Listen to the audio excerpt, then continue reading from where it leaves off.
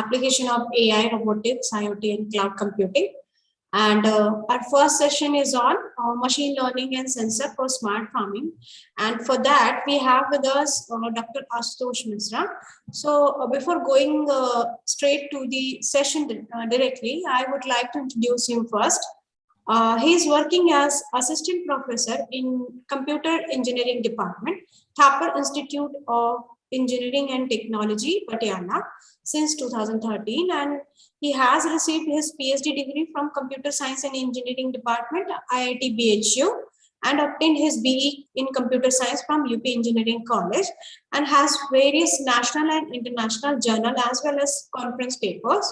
And apart from this, he has 5 years of industry experience in different MNC as software engineer and consultant. He was involved in various industry projects also. And his broad area of research includes software engineering, machine learning, sensor technology, big data, and computational bioinformatics. So with this, I would like to invite Dr. Ashutosh to proceed with his session. So over to you, sir. Okay. Thank you very much, Dr. Preeti and Dr. Puneet to invite me for this session in this 5-day FDP program, right? So, and I would also welcome all the participants for this session. So with your permission, I would like to share my screen and so that we can start our session. Yes, sir. Right. And so let me share my screen first.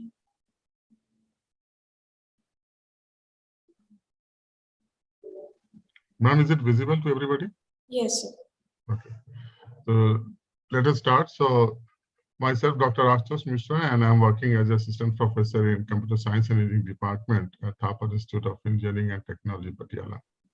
So for this 5-day online training program on smart farming, application of artificial intelligence, robotic, IoT, and cloud computing. So today I'm going to give a smart talk on this machine learning and the sensor technology for the smart farming, right? So today's agenda, what I'm expecting to discuss today. Can I able to see my second slide, ma'am, agenda? Not now, sir. Can you make it slideshow? Oh, 1 second. I think I've already done with the slideshow. 1 second.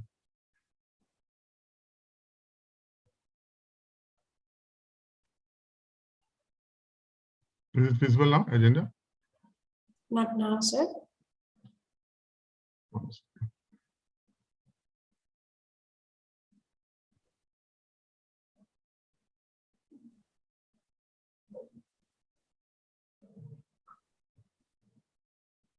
Now it's visible, I guess. No, sir. Right now, I'm just seeing these slides. Not enough. Okay, 1 second. Now? No? No, sir. Let me stop sharing and reshare the screen. Yeah, yes.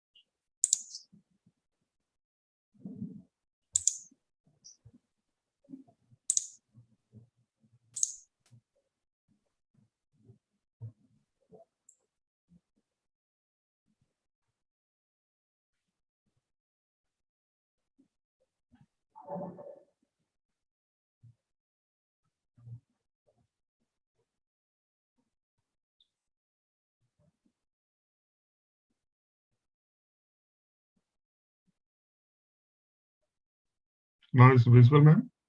Yes, sir. And what about the next slide? Just let me know, please. Sir, can you please put it on slideshow? I already made it in slideshow, ma'am. 1 second. Now it's okay. Just do shift plus F5. You just press F5. I already pressed F5. It's from my side. It's showing. But it is perfectly fine, sir. You can proceed with the agenda. We can see that. Okay, fine. So the first thing I would like to discuss about the smart farming and what is the definition, scope and need for the smart farming. Then we will, I'm going to discuss about the machine learning and what is the need of the machine learning in the smart farming.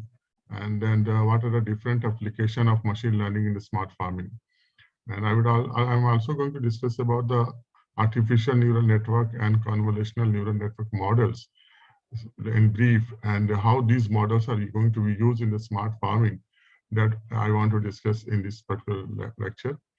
And then finally, we will have the sensor technology. So what are the different agriculture sensors are there, their types, and what is the role of those sensors in smart farming that we are going to discuss. Then the task-based sensors, and with some examples I would like to discuss so that people can easily understand the concept of sensor and the machine learning, how we are going using in the different sector of the smart farming. Then finally, but not the least, I would like to conclude this session with the relevant research area where people are working using those technology, and what is the future scopes are there available that we are going to discuss. Right. So, is it visible, ma'am? It's okay now? Pretty, ma'am? Yes, sir. We can see the second slide. Okay. Smart farming and definition scope. You can able to see. Yeah, I'm unable to see that. You can able to, then I can continue. I think it's working fine now. Right? Yeah. Smith, can you see the third slide? Because I'm just seeing the agenda, second slide.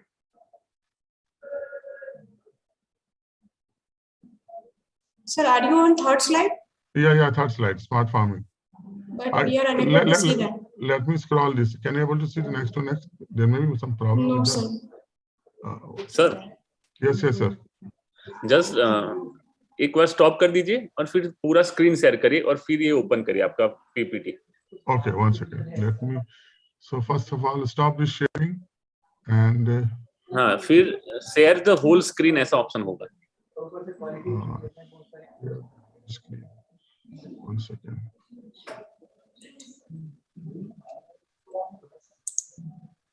All windows.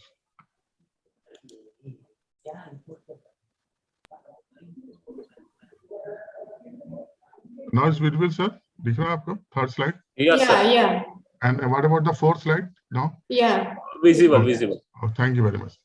So this is your, when we talk about the smart farming, we have several definitions available in the different research papers, right? So I have taken few of the very genuine smart farming definition. That one of the definition there, people are saying that it is an emerging concept that refer to managing the farms using different technologies, just like IoT, Internet of Things, robotics, drone, and artificial intelligence.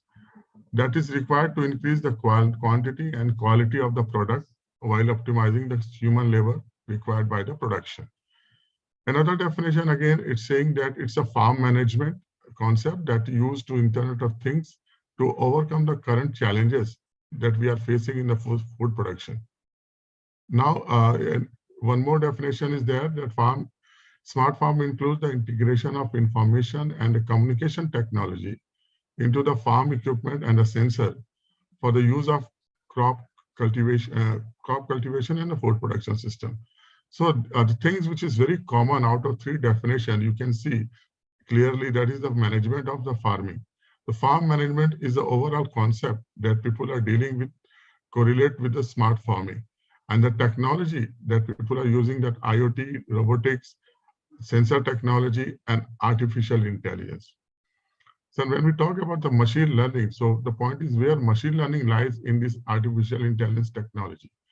So if you talk about the hierarchy of this modern technology, so you can say the machine learning is the subset of artificial intelligence, right?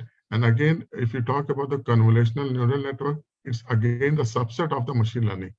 So these are all embedded, right? The innermost cell will be your CNN, and the outer mode will be your machine learning, and then the artificial intelligence. So what are the different smart farm technology which is required for the smart farming? As you can see in this diagram clearly, the first technology, that is your sensing technology, right? So this sensing technology, we have several kind of sensor available, like soil, water, light, humidity, and temperature sensor. Those are going to manage the all kind of resources, right? Then we have application software. So these application software is required to the data which is going to receive by those sensor. That has to be that need to be applied. That is need to be applied for a several application. So here you can see here the different programming language comes into the picture that can use those sensor data for the further computations, right? So one of the example of the software which is using in different sensor data is Arduino programming. So Arduino programming is another kind of application software program. Then if you want, because you are going to deploy those sensor to the several field, field and several part of the agriculture side. So we need a connection. We need a communication between the hardware part and the data received by the sensor. For that, again, we have a third cycle, that is a connectivity cycle, where we have used different cellular modules and the LoRa modules are available. So this is basically a long-range, low-power wireless area network. So this network is required to communicate with the wireless sensor data and the IoT devices, right? Then another concept that we are using in smart farming is telematics and positioning technology. So you try to find out, we can use this technology for the drone and even the livestock purposes. And this is used by the GPS and satellite. Now, again, the third one is the hardware and software system. This hardware and software aligns with the robotics part actually. So automated tractors and processing facility, they are going to use different hardware, robotics hardware. So those robotic hardware has to embedded over the tractors and all, and those hardware is going to interact with the several kind of software and IoT devices through a different gateway, right? Now, one of the very important aspect of the smart farming is this data analytics. That is very important aspect, because whatever the data you are going to receive and how those data you are going to, based on those data, how you are going to proceed with the accurate smart farming, the analysis of the soil data, analysis of the water, analysis of the connectivity data, right? So those data is required to analysis by the standalone analysis, and based on the analysis, you can further modify your different sensor smart farming technologies in the several area of sensor technology, right? So next is what is the need of the smart farming in agricultural management? That is a very important question, right? So the first thing, as you can see in this diagram, the crop management, water management, soil management, and the livestock management, right? So this, if you talk about the crop management, the category involves yielding of the crop prediction, that you want to go for the what kind of crop you want to yield in the this prediction analysis that can be done in crop management. Then disease detection. So this comes under the different kind of plant disease. So how we are going to detect those diseases on the plant or the crop, that can be done in this particular smart farming. Weed detections, crop recognition, and crop quality. So these are the 5-6 different parameters that is required for the crop management, and that can be only useful through different kind of IoT and different kind of IoT and the machine learning methodology, right? Then we have a water management. So this category is associated with the optimal use of the resources, water resources basically, because in here India, people have already seen that there is lots of loss of water in the different production. If you go for the crop productions, the water management is very much essential aspects, right? Then we have a soil management. So this category is related to the soil protection and the soil management aspects, right? So this now before the, at the earlier time, the farmers were very much bothered about this, the soil protection and how we are going to increase the productivity of the soil, right? But that was very much manual. But now these days, when the technology comes into the picture, so these particular data that we are going to receive from the different soil sensors, that can help the persons who, even though not a farmer, but they can analyze those data, right? and they can analyze, based on the analysis, they can simply help the farmers regarding the productivity of the different kind of crop, right? Now, then we have a livestock management. As you can see, this is the last one. So this category include the management proper, basically for the animal welfare and the livestock production. So now these days, I don't know whether India people are using this kind of technology for the livestock management or not. But most of the European and the Asian countries, people are using this kind of concepts. They are putting different kind of sensors to their animals, and they can try to, and they can just track the locality of the animals, and they can also take care of the health of the animals. So those things can be managed through this particular livestock management, right? So now the thing is that when we talk about the different smart farming agricultures, the next thing is, why should we use sensor in software for the smart farming? That is a very important aspect. What is the need of that? So one of the big advantage that those sensors is have to collection of huge amount of data. So if you have a multiple sensor involved in the smart farming, naturally you are getting the real-time data. You can get the real-time data in 24/7, right? So those data you can collect, and that will be help to analysis through the machine learning or different CNN models, right? So when we talk about this sensor, so when starting from the weather condition, what is the weather condition of the field, or you can say the soil quality, then the crop growth processes, all those relevant data. If you're going to collect those data and if you do the proper analysis through the machine learning and all, then it will definitely just be a game changer for the smart farming, right? But we cannot contradict the another aspect of this smart farming, that farmers know best about the crop and their lands, but sometimes the problem is hidden and unpredictable events. So we have lots of hidden and unpredictable events that the reason this sensor can help, right? So those hidden events and unpredictable event can be only analyzed. You cannot be visualized through the naked eyes, even though the farmer experience can help. But the data, which is huge real-time data, definitely helps to overcome all kind of these hidden events and unpredictable events, right? Right. Next point is this sensor monitor the whole system 24/7 to provide the farmers with the necessary data, with the help them to make the informed decision. So if possible data, 24/7 data available from the different sensor technologies, then based on the analysis, you can suggest the farmers in the several aspects to increase for better software, as that is called smart farming, for the cost management, then the waste reduction, water conservation, due to their increased control over the production, which is eventually help them to flourish their agriculture business and is going to result in the higher revenues, right? One of the another aspect of this sensor technology, that United Nations has projected their world population will be reached 9.7 billion by 2050. You can just imagine the population around 2050. This is on a projection, and which will cause the global agriculture production rise 69% from 2010 to 2050. 69%. So when we talk about, so that's smart farming will help the farmers to take the help of IoT solutions, and that can increase their produce.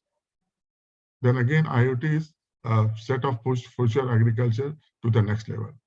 So most of the country, they are already adopted this IoT and smart farming technology, but India is also in the same pipeline, right? People are working on that, but lots of things that need to be worked in this area, except from the research itself, right?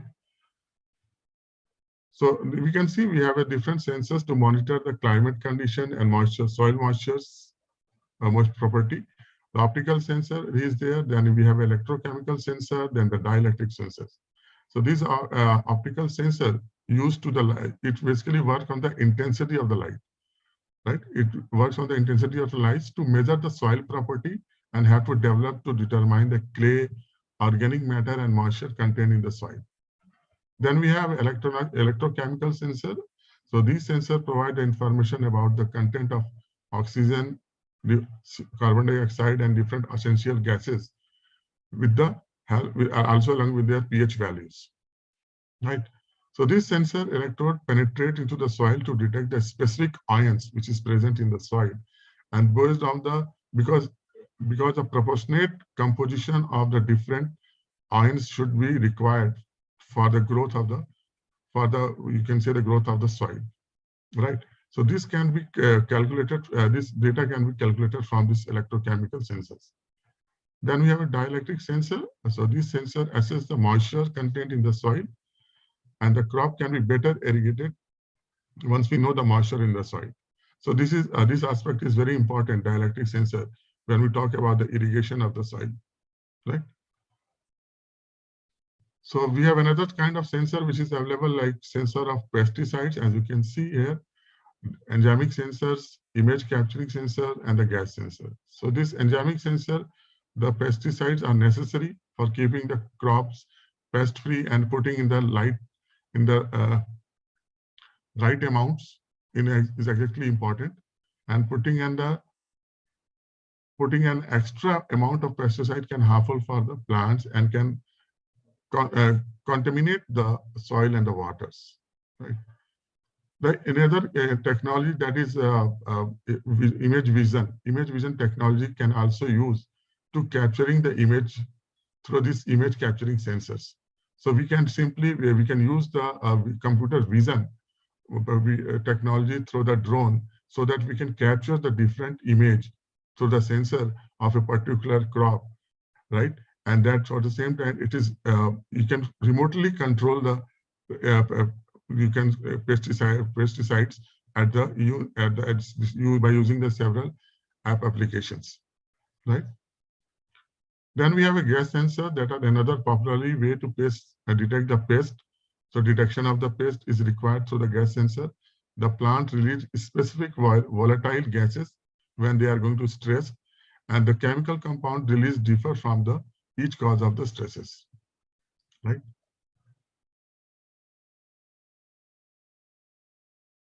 Now the sensor which is required for the cattle tracking and the traceability. So we can have a different kind of sensor, IoT sensor attached to the animal, and we can provide informations about their health, well-being, and the physical locations.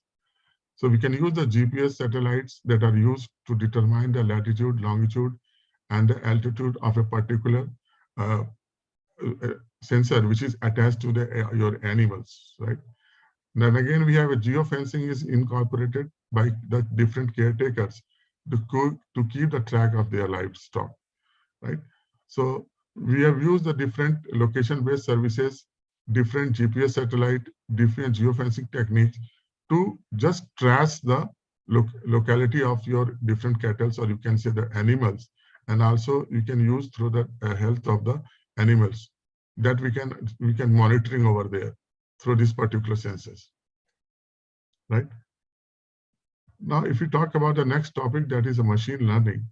So when you talk about the machine learning, so we have several definitions available in the machine learning, lots of definitions. So very first definition that was defined by Mr. Herbert Simon, and that was learning is any process by which a system improves the performance from the experience. This was the very first definition that has been discussed by the machine learning by this person. So if you talk about the machine learning process, so three fundamental concepts that you should keep in mind. That we always, the first thing is that input data. The data which you are going to process in your machine learning, that is the first aspect. And what is the model training? What is the model? Different machine learning methods are available. How you are going to process those input raw data through different machine learning, right? And then finally, you will receive the input. You have to select the model which is trained from this input data. So in this example, you can see we have several input data of that, right? And and this Apple, just example of Apple actually. And these different kind of apples having different features, like what is the color, what is the size of this apple, and what is the taste of this color. So those kind of feature, that several feature of the input data that you are going to pass through the different machine learning algorithm as a feature value, right? So the feature value, and one more thing is that this particular value, input data, is need to be controlled by the supervisor. As you can see, one supervisor is there that you people, ourselves, we are going to control the, we are as a supervisory role here, and we can divide those data into the different training data sets and testing data set, desired output, right? Then we are going to process, we can align several algorithms, and when we are going to process those data which is embedded in your machine learning algorithm. So based on the different features and the logic of the machine learning method, you will get the output here in the screen, right? So you can model train output, you can find out here. Now, whenever, and now it is depends. So we have several methods. We can have n number of machine learning method that can be used for this particular data. So based on the higher accuracy, we need to select your machine learning method for this particular set of data. So once you have a final model, trained model, now you can, from the external side, you can give any input value, and that input value will be fed into this model trained, right? And it is the responsibility of this particular model to properly identify this object as input value. So based on that, if it's highly accurate output will be predicted, then that model is going to be selected as a machine learning model for this input set of data, right? So when we talk about a different machine learning algorithm, which is available for this this particular scenario, you can see we have basically categorized as a supervised learning, unsupervised learning, and reinforcement learning, right? When we talk about the supervised learning, at that time, we have a set of data. We have for any kind of, suppose in agriculture, we have a soil data, we have a soil data which is received from the soil. We have also data from the crop management, several kind of data is available. So, but the only thing is that the output is, we have already defined the class of the data in case of supervised learning. So class is already predefined before you are going to process your data into machine learning, right? So this level, the desired output training data set plus desired output is available in case of the supervised learning, right? So, and then we can, then this supervised learning is further classified into different categories, that is regression and the classification, right? So regression means you are going based on the several data points available in your data, how you are going to predict, right? So if you want to predict the weather condition for your smart farming, then you can go for this regression method, right? And if you want to classify, if you want to classify your weeds, or what kind of weeds you are going to use, those things can be used through the classification, because this weed have a different kind of classes, right? So based on that, you can go for the classification method. So in the regression method, we have a simple linear regression, multiple linear regression, polynomial regression, and logistic regression method. Several methods are available. So if you talk about linear regression, so in this linear regression, basically, you can say your output of your data set is only dependent on the single input variable. If you talk about this simple linear regression. Then if you talk about multiple linear regression, so in case of multiple linear regression, the output of your model is depend on some multiple input values, right? Similarly for the other different regression methods. For the classification, we have a nearest neighbor methods, decision tree, random forest, support vector machine, Bayes classifier. These are very popular machine learning methods the people are using now these days in different domain of research area, right?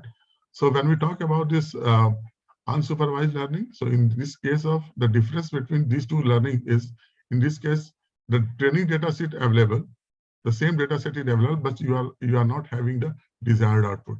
So output is not there. So in this case, the method is used clustering method. So how this particular learning will work, it will, whatever the data you are going to process for the training, based on the similar features which is available, the data is going to be divided into different clusters. So, and then cluster, you can simply identify those clusters that this particular cluster is having similar features. So this is the way we are going to work with the unsupervised learning. And these are several methods available, like partitioning method, hierarchical method, and density-based methods. Right? When we talk about another method of machine learning, that is reinforcement learning. So this is basically used when we talk about the reward from the sequence of actions. So what will happen in this case, the agent, one of the agent, or you can say the machine learning method, it will process the data process the data at the based on the state of the scenario, current state of the data, and it will perform some action. It will process the data and perform some action, and output will be, again, it will check whether the output will be whether a rewardable output or is a penalty output. So the same output will be, again, if it is rewarded or penalty output, then the same output will be sent back to the agent or the system, right, with the new state, and again it's going to process, and again the reward will or penalty will be generated. So multiple iteration will be going to be done. So the reinforcement learning, and each and every time the state and the value, action value, that will be changed in case of this reinforcement learning, right? So just for the sake of to define how it is supervised learning and unsupervised learning, as you can see clearly, in case of supervised learning, we have already predefined class available here. Like you can see here, the circle class and the cross class. Two different classes are there, and these two classes are clearly distinguished between this boundary line. So this is a boundary line. You can simply classify this class 1 and class 2 in case of supervised learning. But in case of unsupervised learning, as you can see, we have several clusters. These are different clusters, and each data points which is available within a cluster is having the similar features, right? Similar for the second cluster also, the data points which is available in this particular cluster is having the same features. So when we go for the different smart farming, right, at that time, if you provide the sensor data, different sensor data for the clustering, right? So then based on the data which is available in your data set, we can find like soil cluster is there. Then you can find a moisture cluster over there, weather clusters, crop clusters. So different kind of clusters you can find because those data is having similar features, right? So that's the reason we can go for the unsupervised learning, just for the clustering, right? So once you have a single cluster data, right, you can simply, because you have a mess of data, so once you do the unsupervised learning, you can have multiple cluster data. So within a cluster, you can also go for the supervised learning, right? Then I have taken one basic example of linear regression for the prediction, right? So in this case, you can see this model is used to make the relationship between two continuous variables, right? So what are those two variables? The first variable, when we talk about, that is the input variable. And the second variable is the output variable. So if you talk about the linear regression, we want to predict the output, that is the output variable, based on the value, that is the predictor variables, different input variables, right? So in regression, the statistical model in general, we want to model the relationship between an output variables or the response from the one or more input variables, right? So in more general, you can see in this particular diagram, the x-axis represents the independent variable, that is all the different input variables, and y-axis depends on output variable, that is the dependent variables, right? So these are all different data points which is available. This is like for this example, value of one x-axis corresponding to this x-axis, corresponding y-axis value is there. So these are all data points. This is xy coordinate actually. So all those values are x1, x2, x2, x3, something like this. So in case of linear regression, we need to find a line, or you can say the hyperplane. We need to define the hyperplane so that all the data points are very much close to that data point. That is the objective of the linear regression, so that we can simply predict the value with the less error in the predicted value and the actual value. So this is the actual equation. As you can see, This is a regression line actually. And we have just made a regression line here. And this is the slope beta1, and this is the intercept where your regression line is cut to the y-axis. That is the b0, beta0, right? So this is your expression between your linear function. This is a y here. You can say the y-intercept is basically your output. So what you are expecting the output, and the beta0 is your y-intercept where you're actually, you can say your regression line is going to cut to the y-axis. X1 is the input variable, right? This is the input variable, and this is your slope, that is the angle. So basically, and this is a random error that you can put sometimes different error. So you need to minimize this value, and this should be very much close to 0 in terms of linear function. So now you can see this is just a straight line equation, just like linear straight line, y is equals to mx plus c. So right, it is the same form. The beta1 is the slope and beta1 is the constant intercept. So based on that, you can have a several value. So if you change the different values of x1 to xn, the prediction value will be y, will be calculated, right? Now you have another model, that is artificial neural network models. So as you can see, these neural network models have several input layers. So these input layers basically your feature which is available in your data sets, right? So you need to pass those feature as an input value, different n number of input value you can have, and you can assign the weight to the input value. You can assign some weight, as you can see in this diagram. X1, X2, X number, n number of inputs are there, and you are going to assign some weight, and that should be changed in the different iteration. The value of weight is going to be changed in the several iterations, right? And those you are going to pass to the neurons layer. That is the hidden layer in this part. Hidden layer. These are hidden layer 1 and hidden layer 2. So you need to pass the input variables, and you need to change those weight, right? So that you can go for the further level. So once you have this, another point is how you are going to change this particular weight. That is the defined. This is user can define those weights, right? So based on the actual, so if you give some value x1 or w1, so based on those summation of those different values, as you can see in this expression, the summation of I is equals to n to w1 into xi plus some theta. This is the activation function, right? So based on that, you can simply get your final output y, which is your predicted output, right? Now why this activation function is required? This activation function is responsible to assign that which neuron out of n number of neuron input value, or you can say the neurons that should be participate in the processing of this data, right? Because in each layer we have n number of input. Here you can find some n number of value. Here again you can find some n number of values, right? So those which particular input sets of data you want to process it for your computation, that should be controlled by this activation function theta. So we have several theta function, activation function, as ReLU functions, sigmoid function. These functions are available. So this function will discard the negative values, and you can simply give some condition that, for example, in case of ReLU functions, when we talk about the ReLU function, the value which is less than 0 will be discarded as will not encountered in the prediction value, in the prediction of the data, right? And it will give us as simply a straight line when the value is greater than 0, right?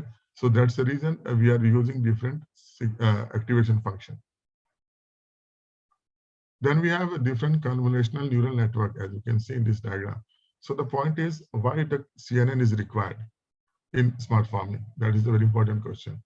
So this, why it is required? Because when we basically, the researchers, they are in smart farming, they are doing to detect the disease which is available in the plant, basically the leaf disease and all, because these are having all images, right? So we can simply take the different images of your crops, and you can deeply analyze those images. Can be deeply used through the CNN to analyze the what are the different disease which is available in this particular crops.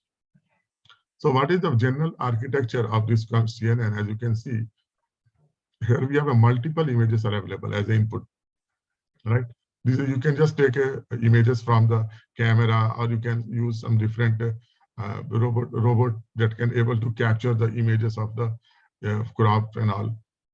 So when you have a set of images of, then you can pass to these images in the convolutional layer and use your activation function.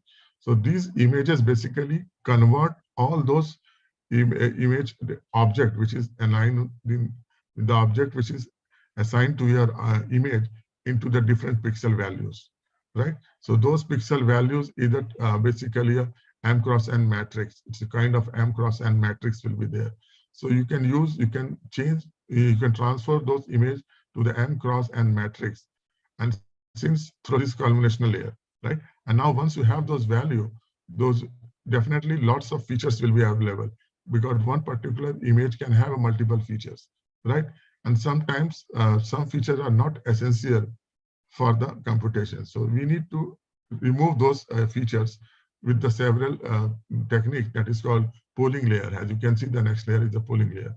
So in this pooling layer, we are going to reduce the dimension of the feature maps. So you can, if it is like suppose M cross N matrix, then you are going to remove those M cross N matrix through this pooling methods to the M-1 cross N-1 matrix. Just example, right? Then we have a several set of, you can see series of n number of series of convolution layers are available in this particular part. So because these are all more two-dimensional data actually, two-dimensional data. So you to process this two-dimensional data into a you can say the machine learning or CNN model, we need to transfer this two-dimensional data into the one-dimensional data. So you can use these flattened methods, right? So this flattened method transform this two-dimensional data to a one-dimensional data input, just like in the form of array. And once you have a simple input value, just like your artificial neural network, these are again x1, x2, x3, xn number of input values are there that you need to pass through different hidden layers. And these hidden layers are fully connected. You can see clearly this hidden layer is connected with this part. This input layer is connected with second hidden layer, then third hidden layer, the n number of hidden layers. Then based on the multiple iteration and computation, and this is all mathematically done inside the logic of the CNN, the internal computation will be done, and based on the features and the value, you can find a different output layers here. These are different output layers. Or you can see the different, or you can set different classified. This is different classification, right? So once you have this, so I'm just going on a small, how we are going to correlate this part, little bit more elaborated. So suppose you have a multiple set of image, as you can see in this diagram clearly, right? So first thing is that because these images is naturally having lots of noise, maybe they are corrupted or something like that. So you need to, first of all, use some data processing method to collect the actual input data, right? So you need to process those data, pre-process the data before you're going to process for the different CNN models, right? So we have a data augmentation method is there, outlier detection, standardization, and normalization methods are there. So what you do in augmentation, this if you have a particular object available in your image, you need to rotate those values. Same images rotate in several angles, small angles, or different part of images is going to be rotated, right? So those rotational pixel image will be collected in this particular data processing. Then sometimes what happens, because outlier, in case of outlier detection, some feature which is totally absolute for the prediction of the image. So that particular values, or you can say the image feature, whose contribution is not very much significant for the image processing, or you can say the model, then we need to remove those process feature through this outlier detection, right? Then normalization is there because this is a standard technique, so that we can assign a huge range of data to some set of normalized value, right? So once you have pre-processed the data, you go for the model selection. So you can see there are several LXNet, ResNet, and these are all model which is used for the CNN. you can use it. And once you have select any of this model based on the what kind of data you have. So that is one of the important aspects. What kind of data you have pre-processed, and based on that, you have to choose your model selections. So once you have this, again, the same things that I have discussed in the earlier slide that we need to process. So in this case, you can see the output layer, because in this particular entire process will be categorized in 3 different deep learning convolutional neural network process. That is a training, validations, testing. And once you have done with all this process, you can find the different classes of the images. This particular image having several classes, class 1, class 2, and number of classes, right? Now you can see once another image, when a new image comes in, encountered into this model, based on the accuracy of your CNN model and the method that you have selected, your incoming new image will be identified that this particular image is going to be belongs to this particular classes, right? Now there is another method, as you can see here, artificial intelligence and machine learning workflow for the agriculture solution, right? So now I'm trying to correlate all these things with this particular machine learning methodology with the different values, sensor values. So you can see here, this is your crops, livestock sensor, greenhouse, farm machinery, storage. So different value, these different crop sensors available here, all those data that you are going to receive from this sensor, that will be passed through the IoT gateway to the cloud server. The data is going to be stored in the cloud server. So IoT gate is a hardware which is responsible to receive the sensor data, and it will transform those sensor data to the cloud server. So once you have those data in your cloud server, you can use those data for the further processing. Here you can see data ingestion method is there, in which what we are going to do, we can just simply collect the different source of sensor data to a one required format. You have to some different format, a single format. There you are going to transfer all this sensor data through this data ingestion methods. So once you have this data, you can simply again go for the pre-processing, so the normalizations, outlier detections, and all those methodology. You can process those data, and then you have to use your AI model, or you can say the machine learning model, right? So once you are going to model it, you have to evaluate your models, and then finally you can deploy these models to your smartphones, or if your computer system, anywhere you can deploy those models. So whenever you have another feature, or you can say the new set of data which is received from this particular sensor, which is available in the different crops and livestock, then based on those models, it will easily predict your desired output, right?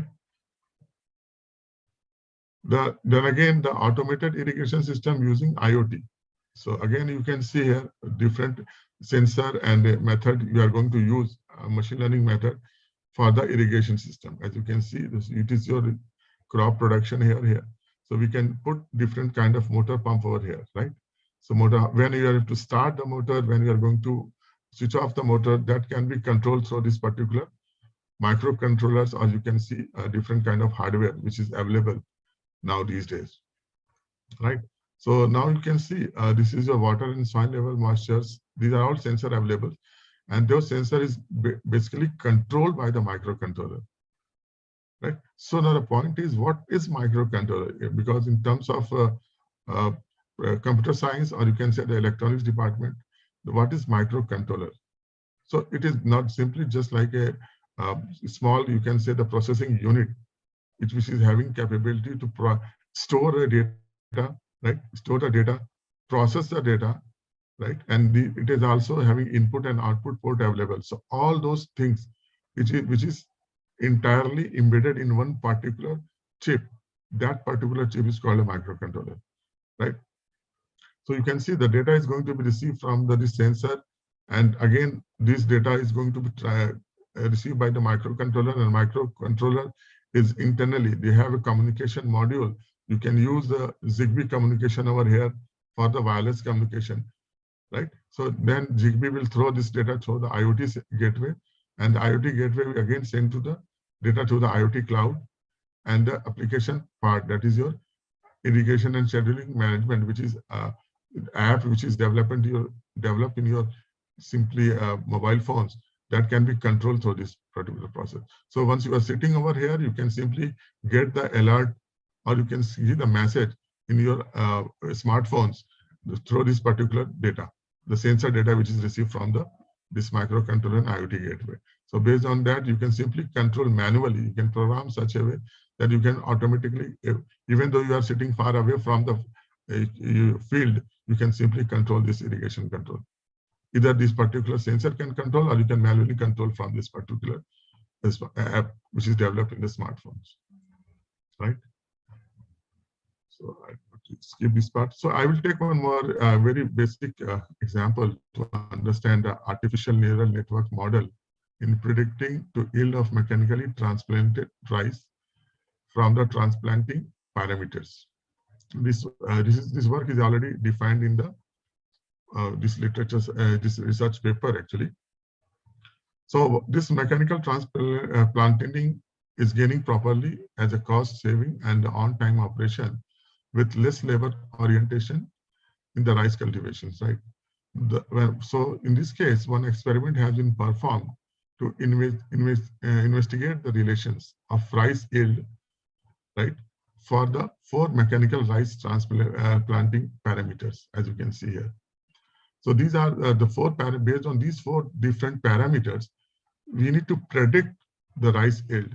So that is the objective of this particular assignment.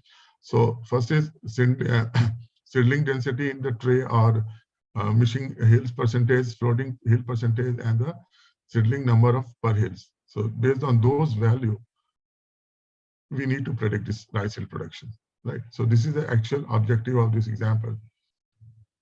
So now you can see this particular illustration of the mechanical rice shadling transplantation in the field.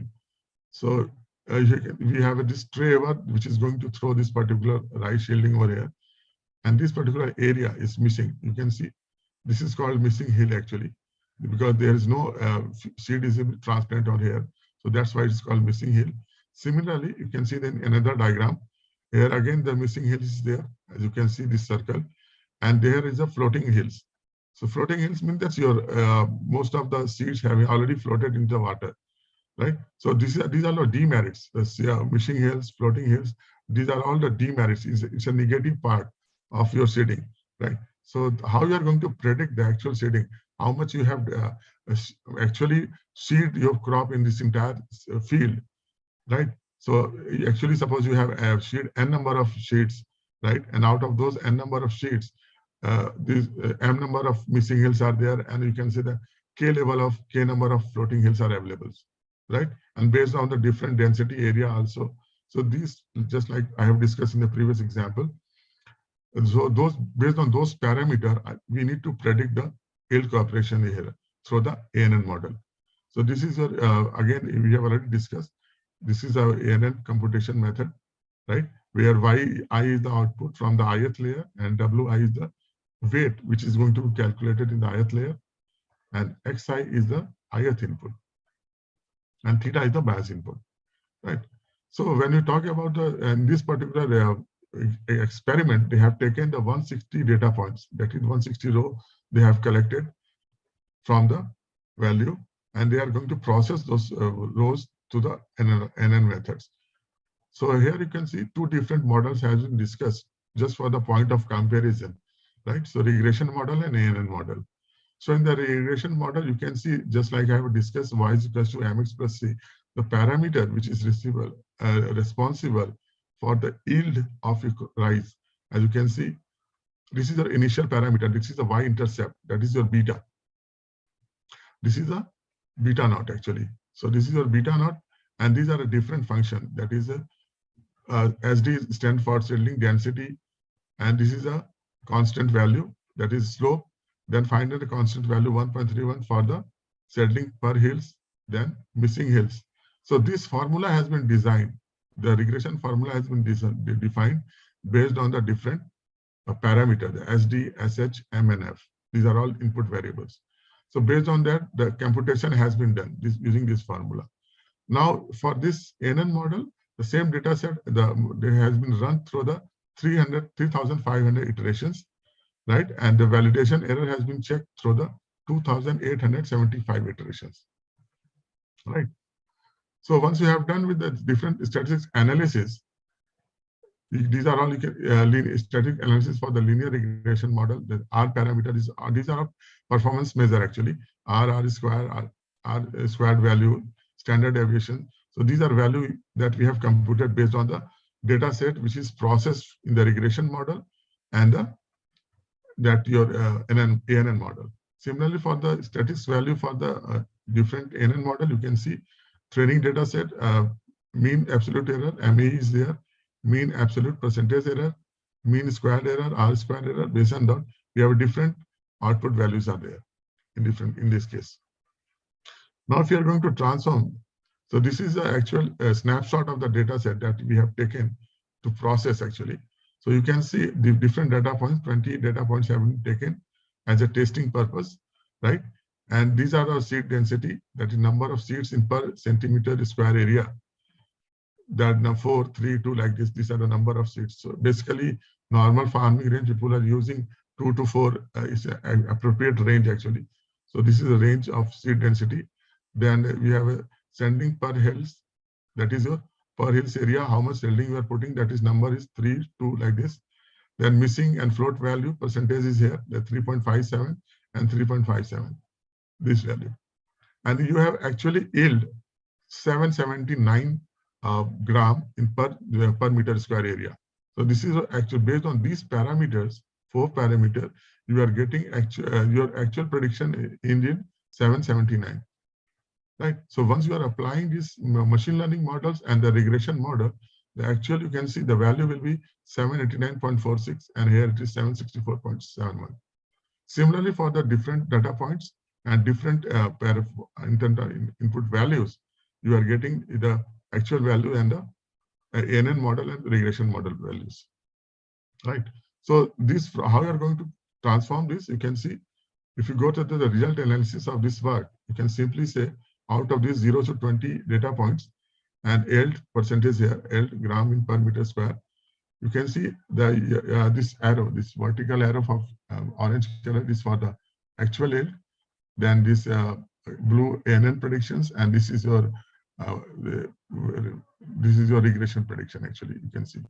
So in both the cases, if you go to this diagram, which model is best suited for this particular prediction? You can see the ANN is very much suited because you can see most of the data points of ANN, that is the blue color data points, which is aligned on this particular regression line. See, and but in case of regression model, the data, even the data points are very close to the regression line, but this absolute error is there, right? So that's the reason we are going to we can select this ANN method for the prediction of the yield in your rice farming, right? So sensor which we are going to use in smart farming, they are called as agriculture sensor. And again, the sensor provide the data which assist the farmers to monitor and optimize the crops by adapting to change the environmental conditions. And the sensors are installed in the weather stations, drone, and robot used in the agriculture industry.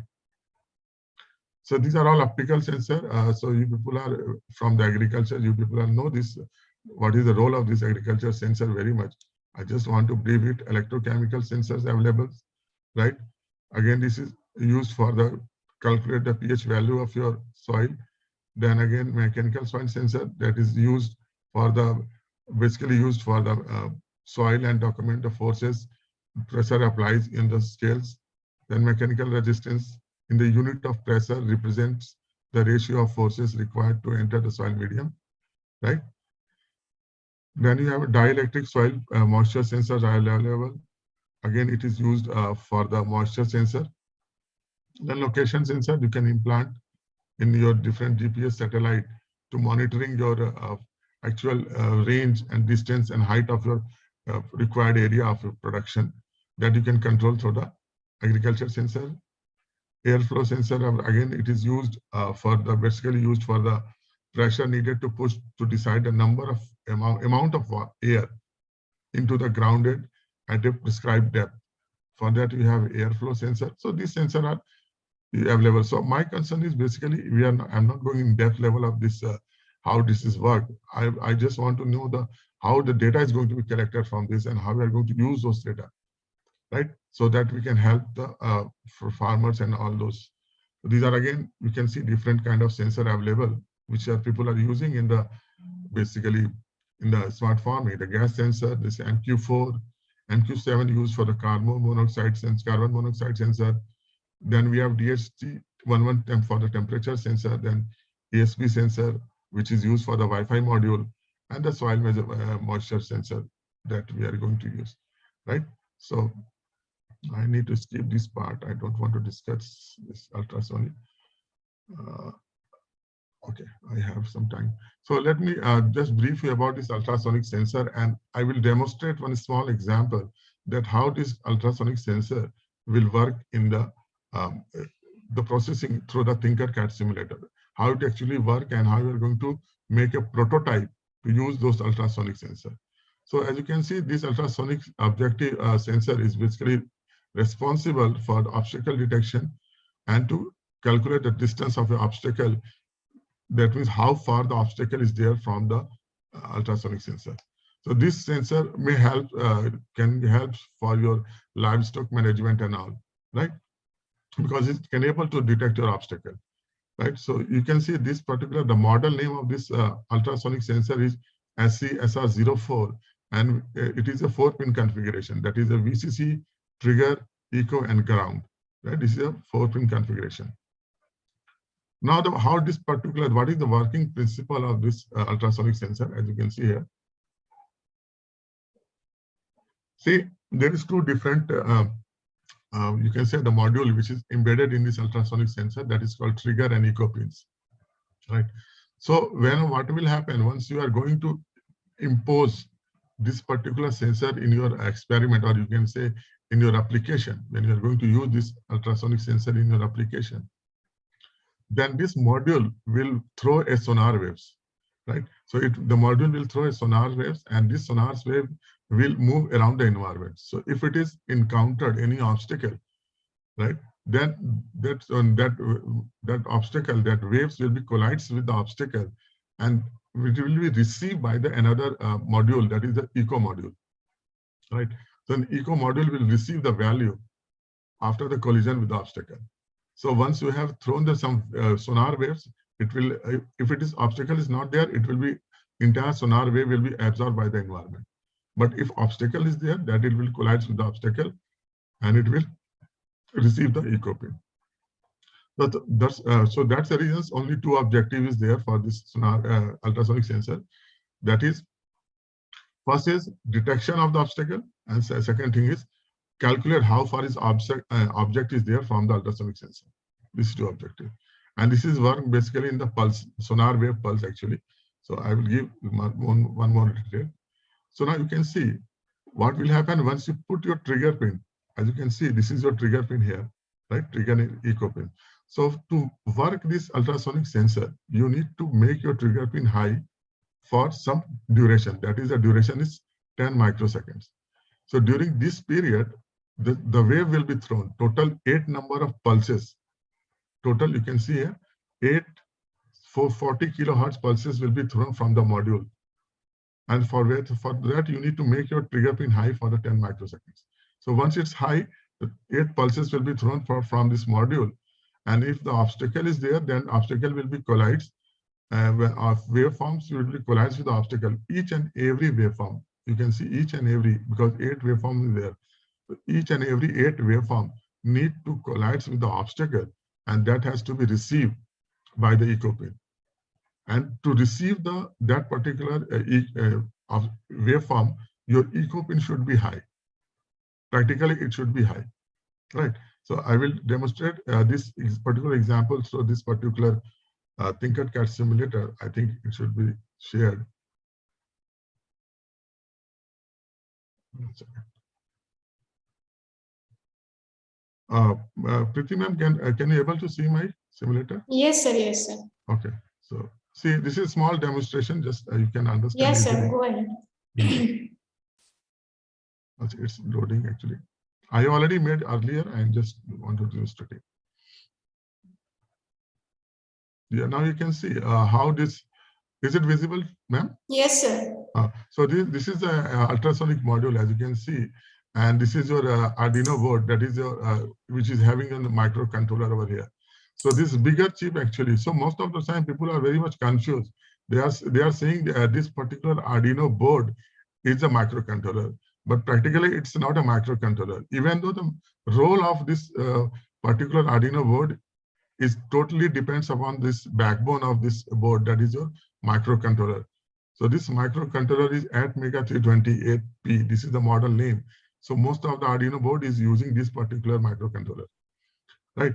So you should not say that this Arduino is the microcontroller. Microcontroller is embedded in this Arduino board, right? So you can see for this input pin, we have given this VCC, that is 5 volt from this Arduino board, then again ground from this particular Arduino board, and there's trigger and echo pin. I'm going to connect with the pin number 13 and pin number 12, which both are the digital input pins. So in this Arduino board, we have a 0 to 14, that is 0 to 13, total number of 14 input port, digital input port available for the input and output operation. So I have just connected to trigger and echo pin here. Now, if you go for the programming, you can just click on the code section. I have already programmed it for the time save.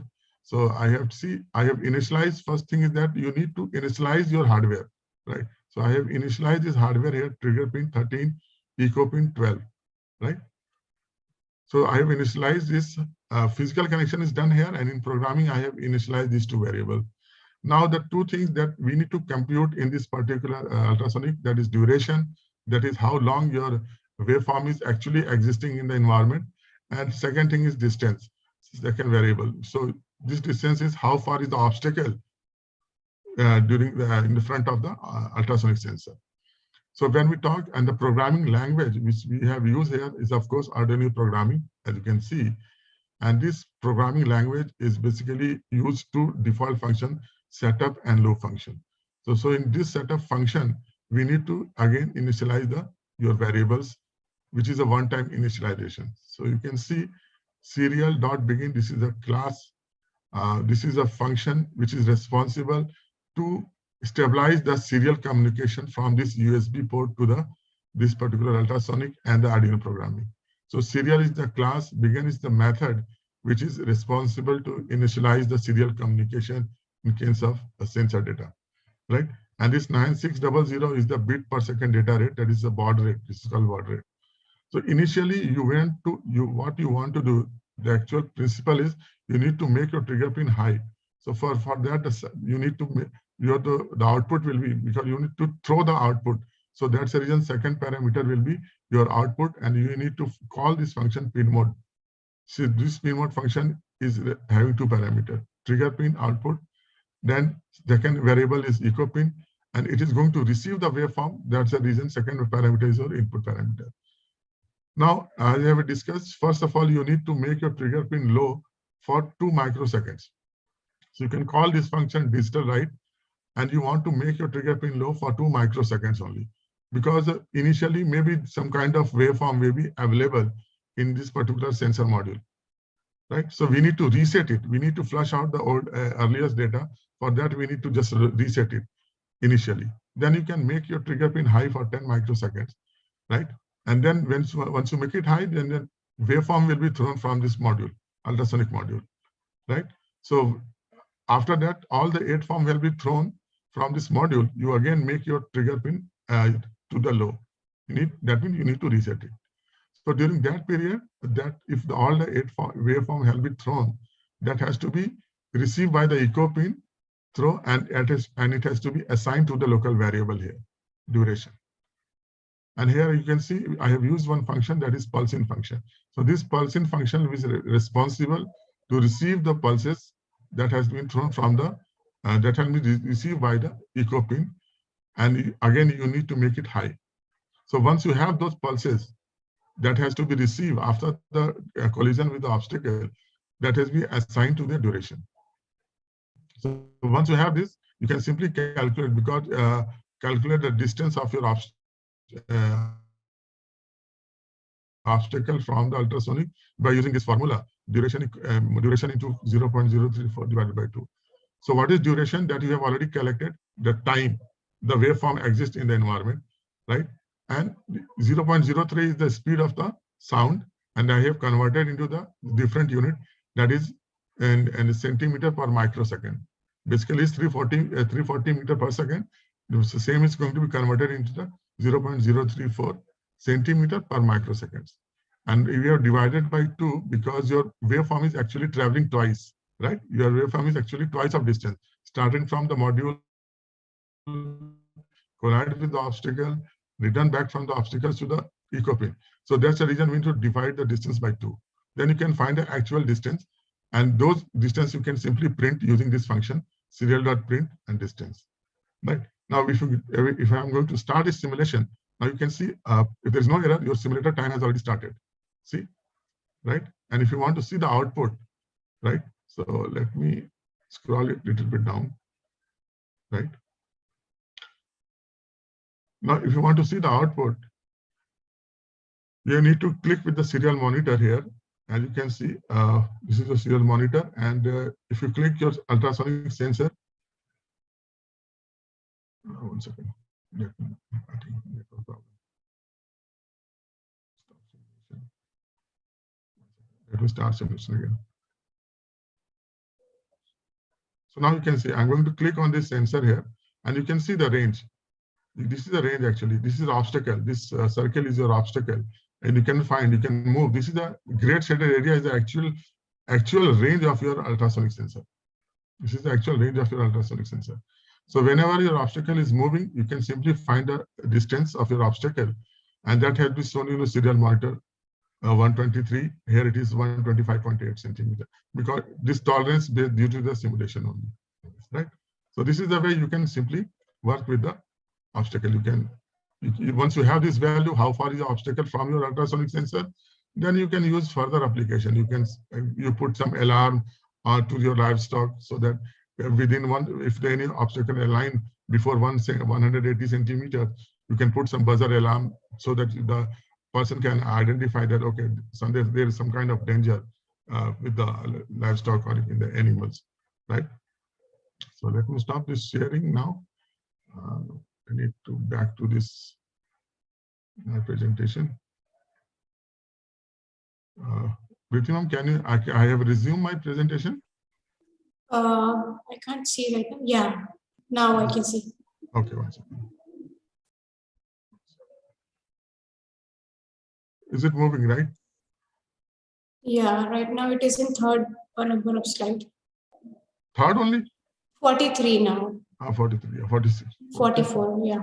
46. It is moving. Yeah, 46, yeah. Okay, so 1 second.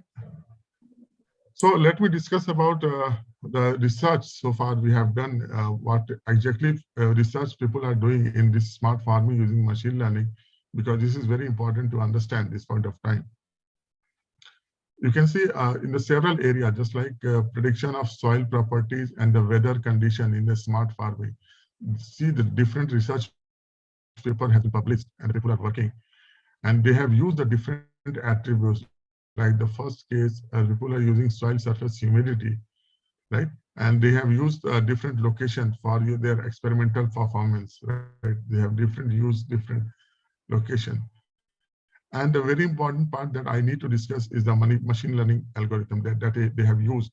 Here you can see the extreme learning machine learning methods using the regression, then ELM again, then random forest, cubist algorithm. These methods have been still used in your for the prediction of this soil property and the weather condition.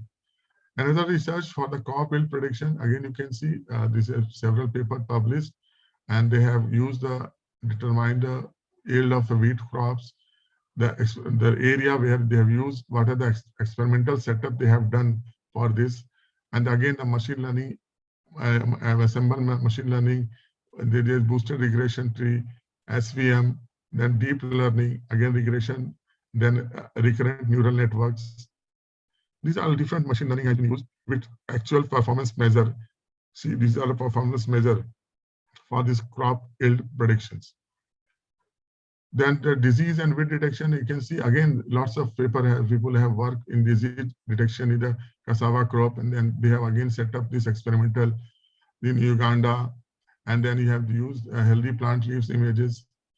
And again, the model they have using the CNN. Now, in this case, you can see in case of disease and weed identification, the model which is highly used in the research paper are CNN, convolutional neural networks, again CNN-based Google Net, CNN-based LNet, all those methods.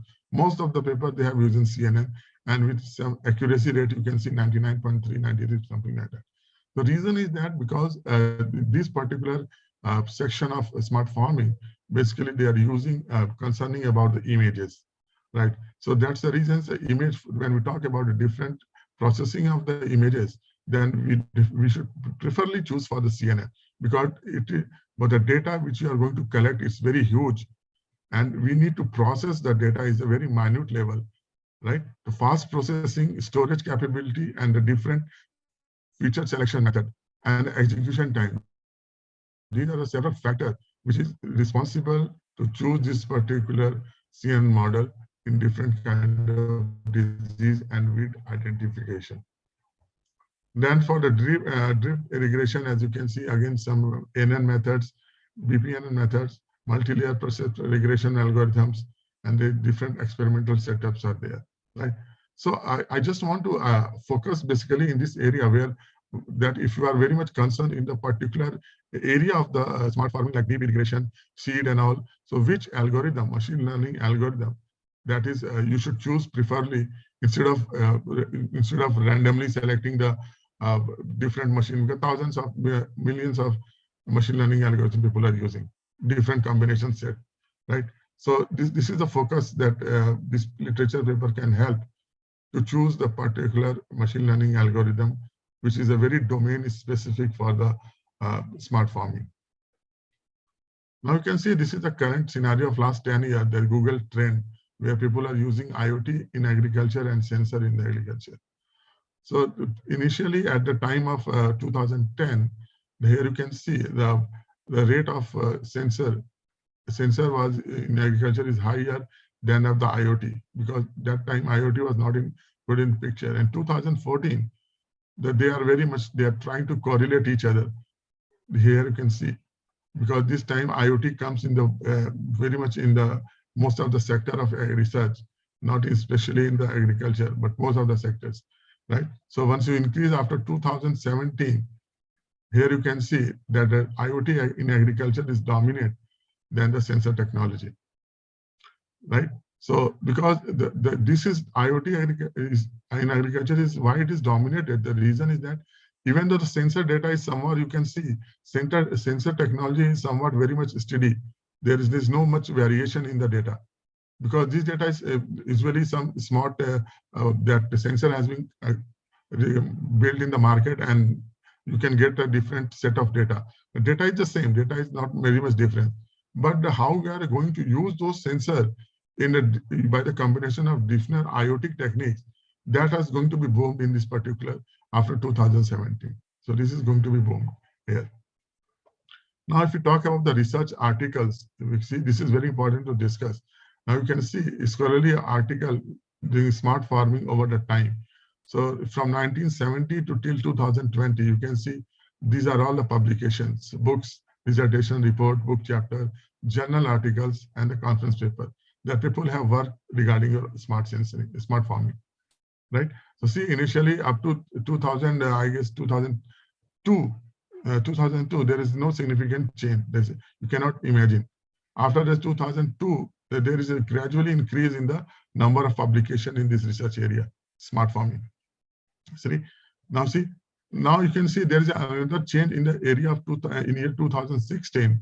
The maximum research publication, this orange color shaded area, you can simply say this research article, the journal article has been published in this particular area 2016 regarding the smart farming.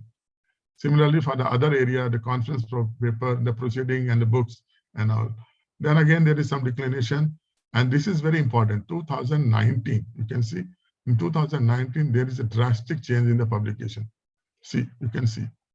And the reason was, why is that? The reason was only the pandemic.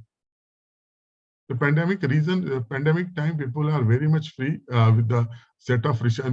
They are very much focused in the research area because they are working from the home and during the pandemic situations, right? And their mindset were totally devoted in the used in the research center as part of the other activity of the educational system, or you can say their own system. Because they are working, they have enough time to work. They collaborate with the different researchers and all, right? They work on that. So that's the reason the publication is very high in this particular year. And again, 2020, the pandemic was more drastic. It was more severe pandemic. So that's the reason, again, there is a huge declination in the publication here. Then we will see another scenario, what will happen in coming 2022 and all in the coming future. Now, again, you can see this is another machine learning in smart farming. So this is very specific, how many machine learning method has been used in smart farming. Then again, this is the graph that is more focused on 2013 and gradually increase. There is lots of ups and downs, but there is a gradual increase after 2009. Again, you can 2019, you can see the paper, number of paper is very high, and 2020 is less, right? So this is the actual same reason here again. And you can see this is more successful knowledge-based agriculture system. As you can see, how different method has been used in different smart farming from 2003 to 2021. You can see this is the soil and soil property and weather area. You have used several classification-based agricultural cycles are there. So totally highest is the disease and weed detection in classification based on agricultural science cycle. Then the regression here, you can see the regression model, which is used here. In this, we have several regression method has been used. And as you can see, SVR, that is a support vector regression, is having the percentage of 13, and the highest percentage is going to the random forest and the other regression methods that has been used for the smart agriculture. Similarly, if you talk about the more specific deep learning and neural network method, which is available in your smart farming, as you can see, the ANN again, and its contribution of ANN and CNN is relatively very high in this smart farming in respect to the other different deep learning and neural network methods. And this is, you can see the machine learning methods, as you can see, that has been used in intelligent harvesting, livestock management, drip irrigation, and other different areas of smart farming. And you can see this yellow part, this is a green shaded. The green shade is basically the disease and weed identification. So disease and weed identification is highly used, this particular CNN method, and the rest of are very much general, right? And this is your last but not the least geographical distribution of the contribution of each country of the research, focusing on machine learning in the agriculture. As you can see, the highest contribution of number of papers that has been published by the China, as you can see, 84 publications. Right. Similarly, the second part is with the different USA and Atlanta part. They have completed 70 number of papers, and here is the range of 30 to 34, which is going to use machine learning in agriculture, is India and Australia. As you can see, India and Australia, they have published this paper, and very least paper is now published in this Russia and other part of Africa, and you can see. Right. So we need to focus on this particular research areas based on the analysis what the people have done. And this is I think I last 5 minutes. So I need to conclude this presentation with the challenges and future comings. So first thing that I realize that it's very you need to educate the farmers first. That is a very important, because if whatever we are talking about and the method we are adopting and how we are going to convince the farmer, that is a very big challenge for the Indian smart farming. That is the biggest challenge that we need to work. And again, this technology is very much applicable once we have a huge large set of land available for this, because in the scattered land issues is a big problem, because the farmers have a different scattered land. So using those hardware is again a big issue, big challenging. The monsoons and other uncertainty is again again responsible to manage or maintain the different hardware that you are going to use in your field, and the resource availability and maintains again the same stuff, and awareness of the funding. That is the main thing. How we are going to, who is going to fund those for the farmer? That is again the major issue, because farmers are not bothered about the funding. Some organization had to take the initiative to provide those funding in this research area. And in future scope, we need to promote the interdisciplinary research like computer science and agriculture department and all. They can work several research work with the jointly effort.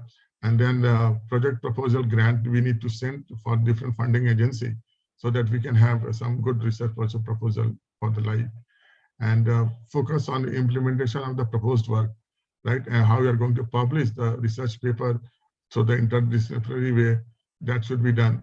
Then the very important, last but not the least, to encourage the capstone project for UG and PG level. So we should design a small projects that should be used.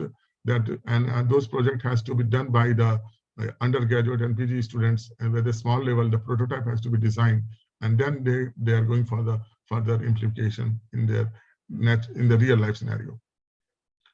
These are the useful link you can find regarding this particular smart farming in the machine learning. So the references that I have taken, and this is all about. Thank you very much to all of you. Dr. Preeti ma'am. Yes, sir. This is. Yes, sir. Actually, there are no questions from the audience side. Sir, okay, no issue. Yes, I think Mishra sir is not here. Yeah, my question is, sir, in the Tinkercad, is it possible to, is there any option of Raspberry Pi also in Tinkercad? Yeah, it is there. It is there. No, not in Tinkercad actually. Tinkercad, there is no option of Raspberry Pi. Okay. But in the because it depends on what the Arduino board you are going to select it. If some different kind of Arduino board is available which support the Raspberry Pi, then it will work.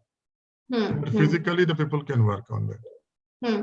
Yeah. And sir, is it the designing part of if we want to design an IoT device, then that option is also available in Tinkercad? No, you can define the prototype actually. You can define the prototype because if you want to work on the gas sensor and humidity sensor and all, so that you can use.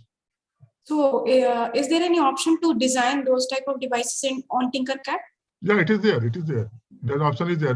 Their individual hardwares are available. You can, like ultrasonic sensor, you can also use humidity sensor, the temperature sensor, gas sensor. All those sensors you can incorporate and you can work on that. But actually you are not able to find the gas. So you can provide some condition, and based on that you can use some alert, or you can say use some different kind of. You can use a different kind of modules. Based on that, you can work on that. Sir, one more question I have. As you have explained, there are so many already developed architecture of CNN in GitHub, and they have also provided the code also for that particular architecture. Yes. So, sir, is there any limitations regarding how many number of groups we should have and how many number of images within a group we should have? Then only we can use such kind of architecture. It depends upon the problem, what kind of problem you have. Based on that, you need to select the groups.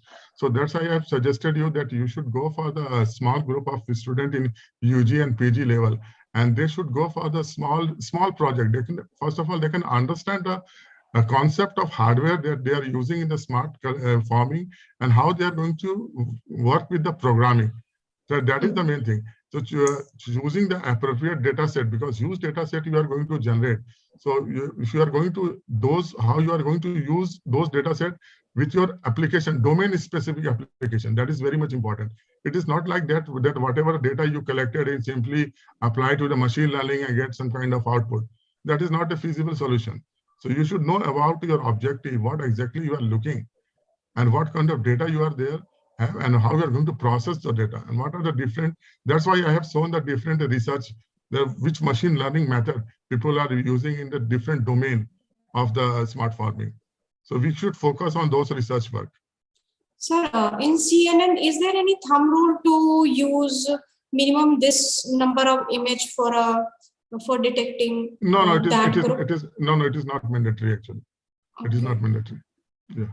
Okay.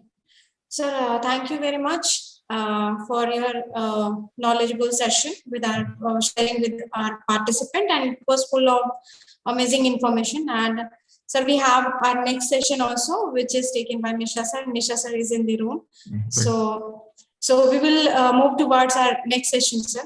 Thank you very much. Thank you, Dr. Thank you, sir. For inviting me. Thank you. Thank you, sir. Thank you. Yes, good morning, sir. Can we proceed for your session? Mishra sir, you have to unmute yourself.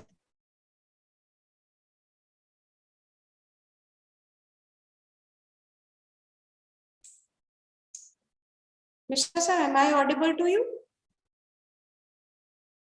But sir, you have to unmute yourself. I can't hear you.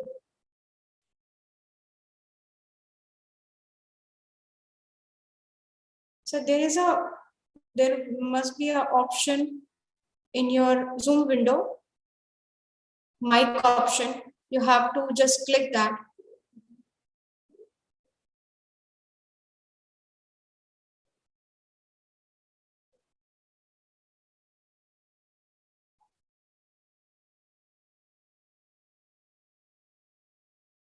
Yeah. Sir, am I audible?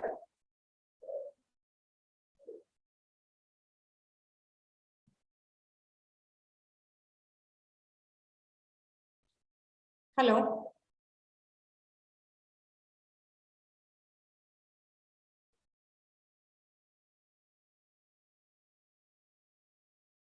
Sir, am I audible?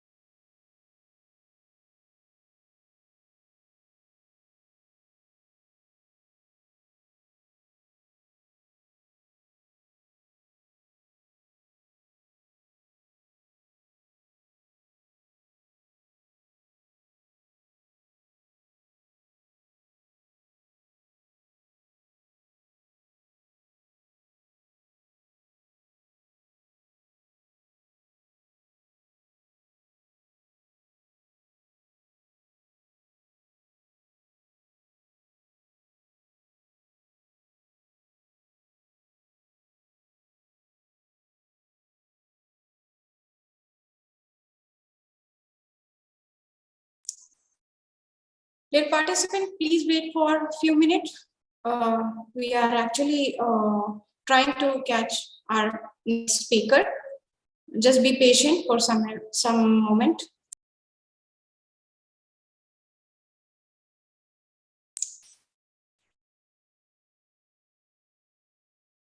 Hello, sir, am I audible?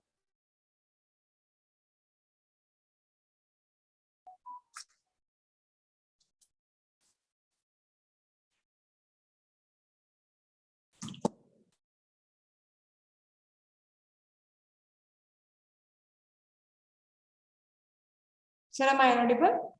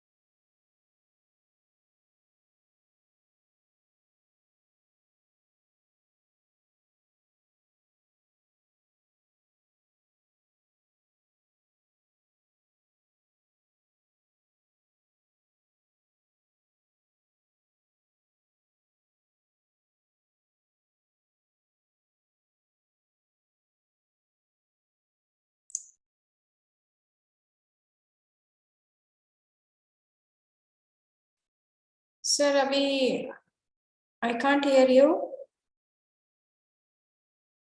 Sir, I'm not getting any voice from your side. So please try to remove your headphone first of all, maybe. Yeah, now it is working, sir. Working. आवाज आ रही है? Yeah. Okay. Yes, yes. So slide लगाते हैं slide. Without slide. Slide है slide यहाँ. वाला high वाला over coverage वाला कवरेज कहाँ? ठीक एक मिनट. कवरेज में ठीक. Are you able to see slides? Hello. Yes, sir. Not now. Slide अभी कवरेज ये कर रहा है. Just. Yeah. Hello. Yes, sir. I can see your screen. But Screen. Yeah, this is Word file. है अभी दिख रहा है. Write up is there some? Yeah, this is Word file. 3 main topics it is. Yeah, we Yes, can sir. see Okay, that. just So, continue. sir, yeah, just let me introduce you first to our audience. So, dear participants, we will move toward our next session, which is on expert system and its application in precision farming, and that will be taken by our next speaker, Dr. Ravi Bhushan Mishra. So, let me introduce sir first. Sir is retired professor of computer science and in engineering department, Indian Institute of Technology, Banaras Hindu University, and has 39 years of experience in teaching, especially for the subject of artificial intelligence, machine learning, soft computing, and his core area of research is artificial intelligence, cognitive computing, computational bioinformatics, and he has published more than 250 papers in national and international journal. He has visited many countries like UK, USA, Nepal, and other countries for conferences during his academic career. And sir has also organized different academic activities and invited as an expert to deliver his lecture nationally, globally. So with this, I would like to invite Dr. Ravi Bhushan Mishra sir to continue with his session. So over to you, sir. Thank you, Dr. Priti, for nicely introducing me. So, dear participants, what I am going to cover today, 3 main topics. That is, the one is artificial intelligence, some concept, basic concepts that we will deal with, and then we'll go for the expert system cell. That is the part of the talk, and that we go for the third topic is expert system in smart farming. That is the application domain. So these are the topics that we are going to cover. First of all, let us know what is intelligence. Then we will able to know what is intelligence, artificial intelligence, right? So, hello, are you able to hear me, all of you? Hello. Yes, sir. Yes, Hello? sir. We can hear you. Okay, fine. So what is that intelligence is that how quickly and timely one performs the assignment. Whatever the work you are given, say for example, in the examination system, a student is asked to 5 questions or some questions are there. And then it is given time constraint is there.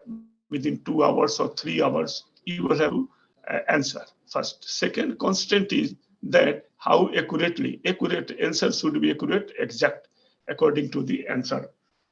So based upon this, marks is given to the students. And if you obtain, let us say 80%, something like that, 90% something, generally we call that is a very intelligent boy. This is one of the merits, traits of a student on which his intelligence is measured.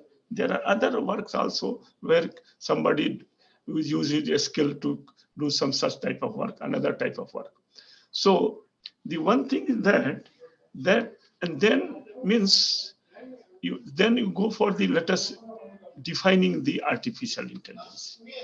It is an interdisciplinary framework and methodology so that bears the traits of problem solving, a strategy of an intelligent human being. So programs are developed, which we call it intelligent program. apart from the software engineering programs are there, the modules are intelligent. So one question arises, what are the traits of a human being which you reckon you or recognized you as an intelligent? There are three basic these terms are there: learning, adaptation, and self-awareness. Let us go to the same example, examination of a student. Now, suppose you are asked 5 questions and you are asked to read 5 chapters, right? So you are prepared for each chapter corresponding one. This is our routine work. Now you are asked to 7 questions, and 2 questions does not pertain directly to the 5 chapters. What you will do? The student will do in the examination hall. What you will do? What is the knowledge he has got from the reading of the 5 chapters, or learned? He had learned in the 5 chapters. Learning is this to something, know and reproduce it when a time required or something is time demands. So in examination, whatever the chapters you have learned, you have to answer. That the learning process is there. It takes months together or one day or whatever the individual merit. First of all, learning it is done to answer. Now those 2 questions I have asked, which are not pertaining to any 5 chapters, what you will do? So what you do, one term is adaptation. Adaptation is generally environmental. When the environment changes or the system itself, there is some changes in there. So the system has to modify himself so that his performance is not degraded due to external or internal changes. That is adaptation. It is in the system also, it is in the plant, in the human, every animal being, it is there. Even for example, you are feeling cold just now, what you will do? You will wear some warm clothes that adapt yourself so that you are not, you are doing well, whatever you are doing, your work is not suffered. So adaptation is there. Third thing is that, so now a student had to adapt himself because change questions are not of the chapters directly. Now, one very important traits of human being for India is self-organizing. You don't have any external help. In the examination, nobody is going to cheat or something help that you solve this problem like that. So you have to organize your knowledge, self-organization, organize your knowledge, whatever you have studied or learned, so that you are able to answer the 2 questions, and that is where the intelligence lies. That the intelligent by do, not ordinary student will be able to do. So the programs are supposed to do the things. They are supposed to learn new things, and whenever required, they will. That is artificial neural nets, machine learning, all these terms you have heard. That is the traits are there. And adaptation is that I have told you, that it changes in your system itself.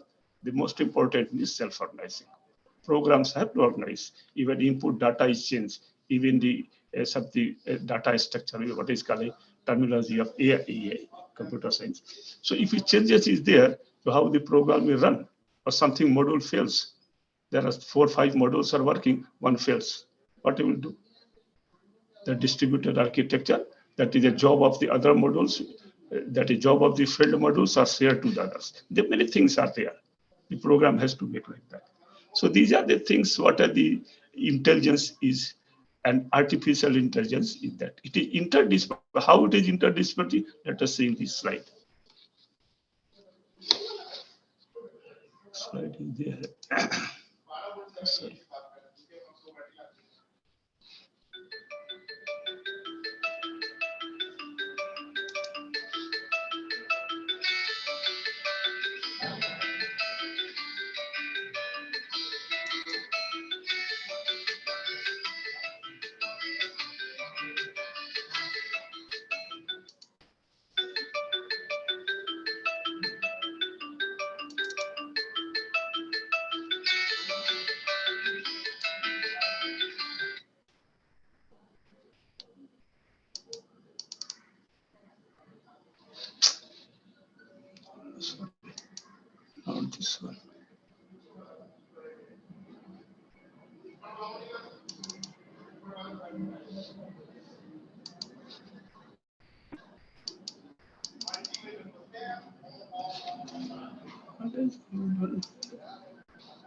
Where is this?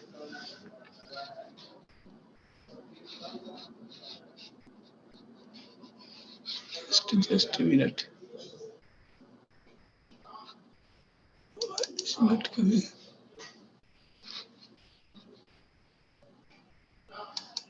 एक minute just let me see the site.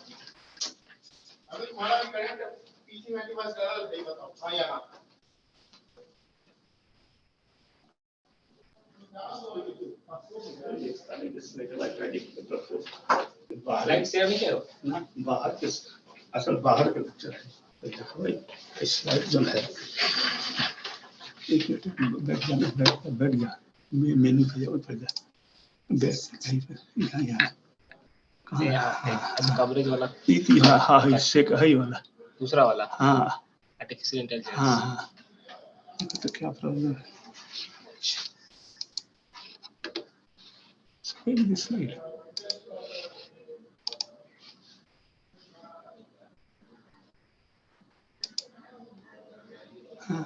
Yes. Okay. MS office नहीं ये क्या कर रहा है ये क्या कर रहा है ये माइक्रोसॉफ्ट वर्ड नहीं पीपीटी नहीं है पीपीटी वाला तो है नहीं सर एमएस वर्ड लेट एक्सप्लोर में खुलेगा इसमें नहीं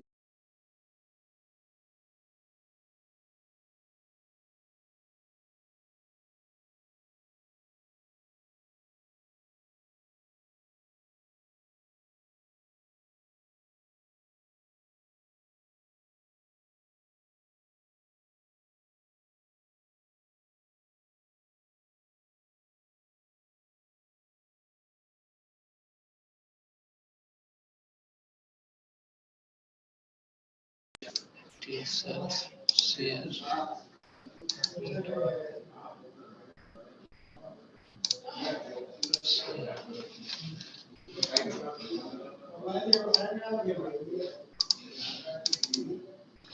ये नहीं है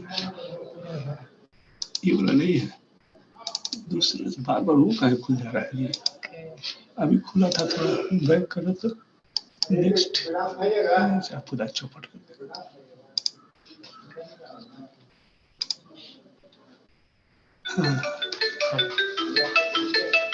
लेकिन वही फोन की वाला लगाएं नहीं तो आवाज आ रहा है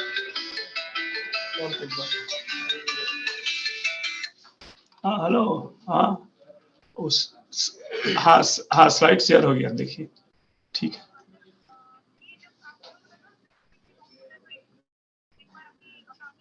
हाँ ठीक है ओके नेक्स्ट हो गया हाँ शेयर है ना हाँ शेयर हाँ are you able to share it hello Yes, sir. Hi क्यों ना हाँ hello Yes, sir. Hello. Share है ना So your हाँ? screen is visible, but not your अच्छा। PPT, sir. नहीं स्लाइड नहीं दिख रहा है No, sir. देखो फिर शेयर करो देखो तो शेयर तो यहाँ दिख रहा है it is showing You just have to open it, sir.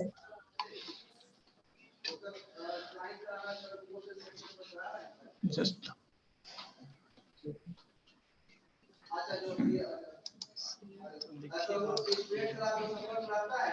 इसका ये देखो शेयर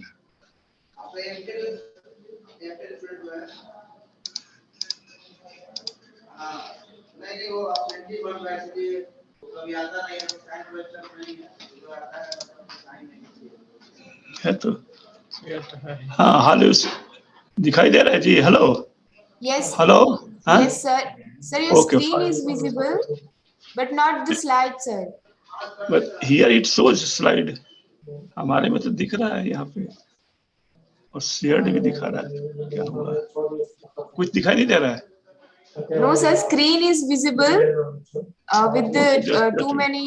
हाँ But the slide is not, sir. You just have to double click the folder.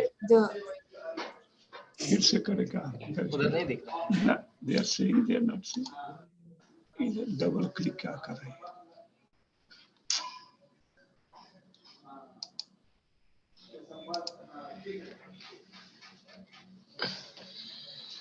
Double click करेगा।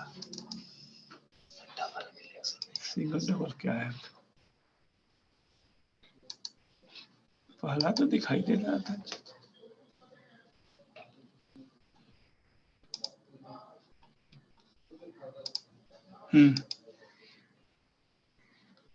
लोड कर रहा है। हाँ अब करो तो इज इट शेयर कीजिए वन शेयर हो गया। एक बार पूछिए तो share. Hello Yes, sir. I'm not. Is it No, not no, yet no, sir. No, not visible. अभी भी Yes, नहीं sir. दिख Yes, sir. Now it is visible, sir. रहा। Okay fine Okay. Yes, sir. Yeah. going to the Continue. just we'll go to the next slide. Yes, sir. Yes, sir. Is it visible now? Yes, sir. Yeah. So what I am talking just what I am talking is that the three-dimensional model of AI, what is said earlier, it is interdisciplinary. So what does it contain? The x-axis, the fundamental computation, that is many fundamental basic blocks of concept from discipline logic that is taken from philosophy. And then computation, cognition, that is from cognitive side, cognitive psychology, what I talked, learning, adaptation, and these are the concept taken from cognitive, learning, adaptation, self-organizing. And then the computation, tuning machine, other computation mechanism is there, AI, from AI. So all based upon these three concepts from three disciplines, what is developed is the knowledge representation, knowledge, reasoning, and interface, three basic components of AI. These are the concepts from different disciplines, keep in mind. And from you derived concepts and develop the main building block of AI. One is knowledge representation, reasoning, and interface. We will discuss some concept about this. Then the third dimension is the application domain. What here we have mentioned the most adjacent or disciplines, or what is called topics for application. That is, one is vision, computer vision, that is the NLP, natural language processing. Then AI concepts are there, and that the motor function, that is action, it is called robotics. So we'll talk robotics in the second session. But what we talk in this session is the three things: knowledge, apprentices, and this. So these are the chronological. Of course, you can skip it because it is. These are the applications. Applications in this sense, civil engineering, we have just enumerated what is design, development. Computer, of course, it is much more problem, software engineering. Very important is industrial automation and manufacturing. There the expert systems, that is the sub-product of AI, that is a commercial product of AI expert system. So these are the programs have been developed for the design of this automation, process planning, handling, all these things are there. Then equipment maintenance, equipment maintenance there. There we have the repair part is there. Management and finance, locating, that is your generating and distributing the resources, material, man, money, all this management is there. Robotics, of course, is there. Then you're going for the medical computing and informatics systems are there, e-services, transportations, agriculture products, agro foods. We'll discuss details these agricultural applications today. And wild exploration minerals. So these are the things are there. What actually we are going to talk is this rule-based, that is the the knowledge representation. There are three method, basically broadly they classified into two things. One is the formal methods, how the knowledge is represented based upon logic or predicate calculus, what you are not going to discuss. What we are going to discuss is that different rule-based system, semantic net, and frame. So basically these systems, that is knowledge-based systems, the rule-based system, what they have the knowledge-based working memory and inference engine. This slide, of course, it is be used for the expert system also. We'll discuss that expert system also have these three components. We'll discuss later on. And what is mechanism is there. The user interacts with this system. This user interacts.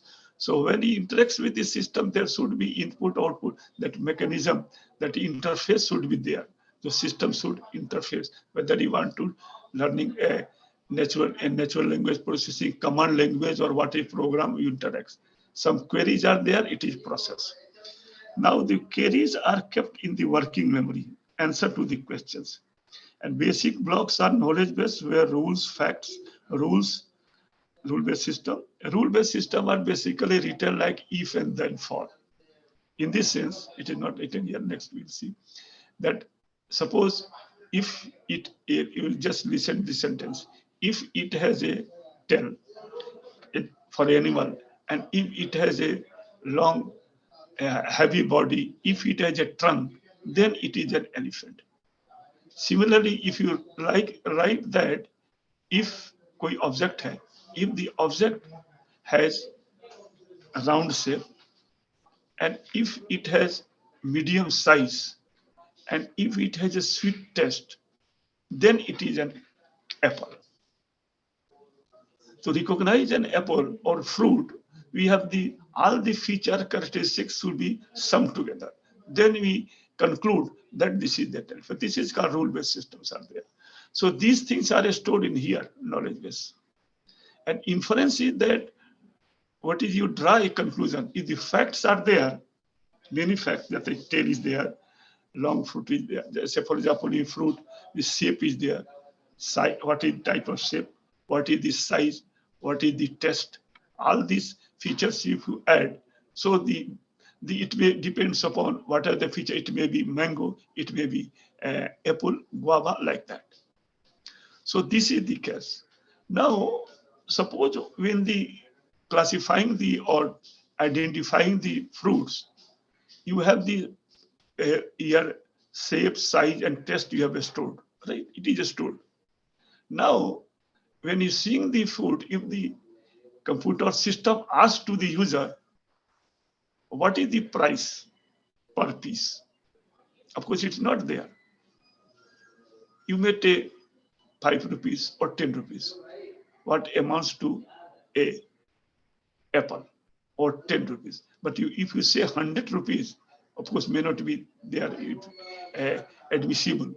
So it is that you ask certain questions, you tell the price, and that is called dynamic memory. As and when required, with the user's interaction, you get some queries and answer. The query process is there. And all these things give you the facts are stored about the price, 3 already there, price is there, and then inference the conclusion that it is an apple, right? So this is how the rule-based system works here. Now what I've said, it is a knowledge base. Of course, it will be used in the expert system also. We'll discuss it also, but just let us say, may repetition, no problem. It consists of 2 parts, that is a rule memory, where you store, and fact memory. The fact memory contains the fact figures of event. Rule memory, rules are there. Then working memory is a dynamic database. Means it is called a static database, that one. Dynamics is a query is there, you ask certain question, answer is there. Inference is that depending on the stored information and queried information, you draw the conclusion. That is your work of the inference engine. Dynamic and static database. Memory is there. Now, what is that in this control mechanism? Means certain the rules are there. And 2 things are there. One is the facts. That's a tail, मान लीजिए body, yeah, there is there. So like that. Or suppose there is a facts about a plant, a office, right? So forward chaining में क्या है?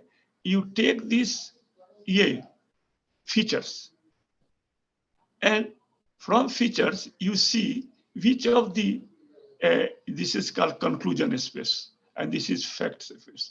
Which of the conclusion space it belong to? So according that is forward chaining. Meaning you start with the facts, go to the conclusion. Next is called backward chaining. It is very, this figure is more clear and obvious than the previous one. But here, if you get the concept, that also you can retreat. What is that? Backward chaining, let us say these are facts are there. What I have to legs, heavy body, tail, trunk, and horn, right?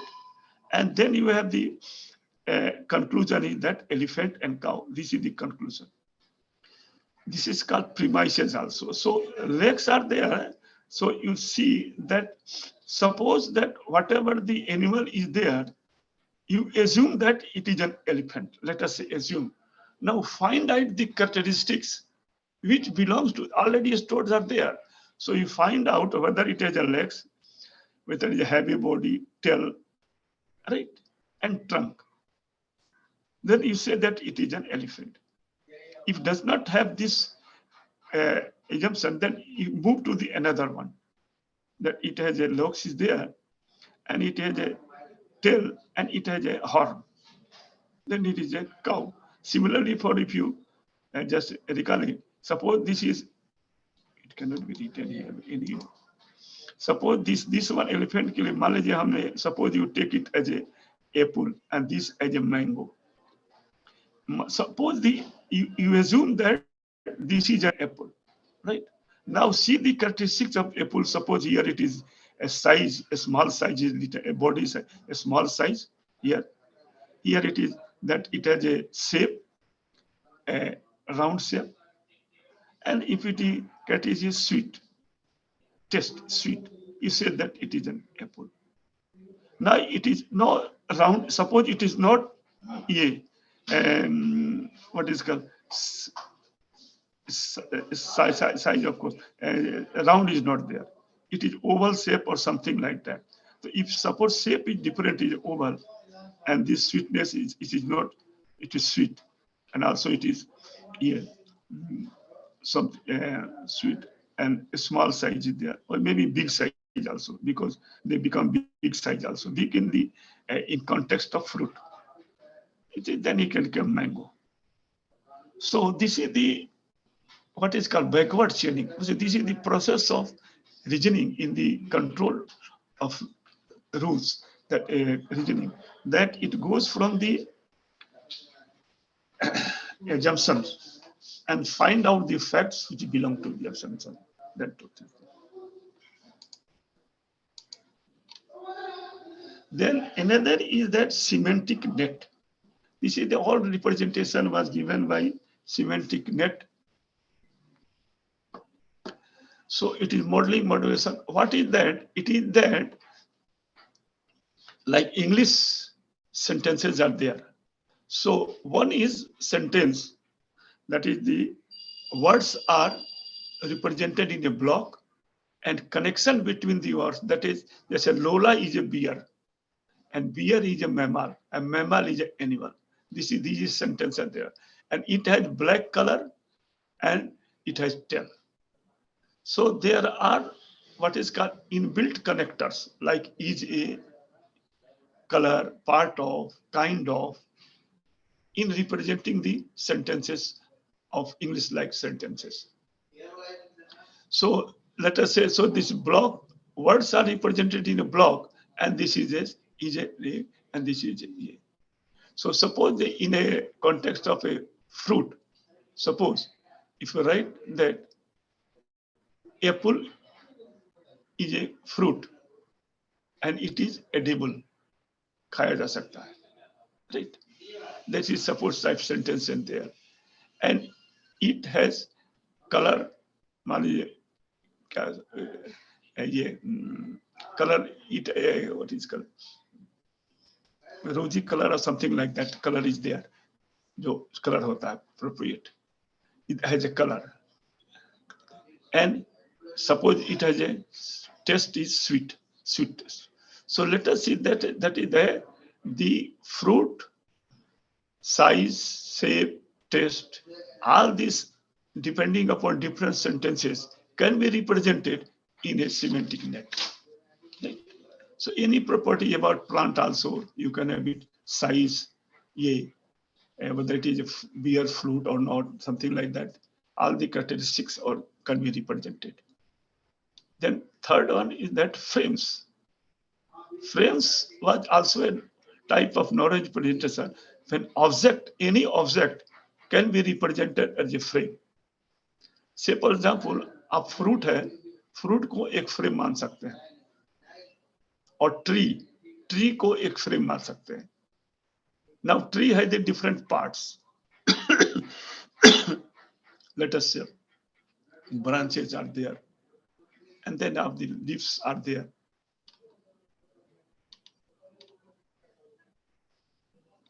छूट गया. Anyway, वो लगता है वो slide निकल गया. Anyway, so you can just what I said that you take object frame. So this is and each, let us say fruit, tree. The tree has components. One is called stem, then it is branch, leaves, 3 components. Then these are called slots. In that terminology, components are, object is called frame, components are called slots, and each slot has properties. मतलब जैसे stem है, stem का properties है, it is a round है, बहुत, it may be very diametric, very high dimension. The branch may be of the loose or may be tight or may be bad. The fruits are there. Also, it bears fruit. Fruits may be sour, may be sweet. So these components, branch, leaves may be round or maybe flat or something like that. So what I mean to say that you take an object as a frame, right? And then take the components of the object as a slots. And each component has attributes, properties, that is the value in the slots. Likewise, you can represent an object, right? And its properties and many things are there. Even in numbers also, that can be represented. So what is there is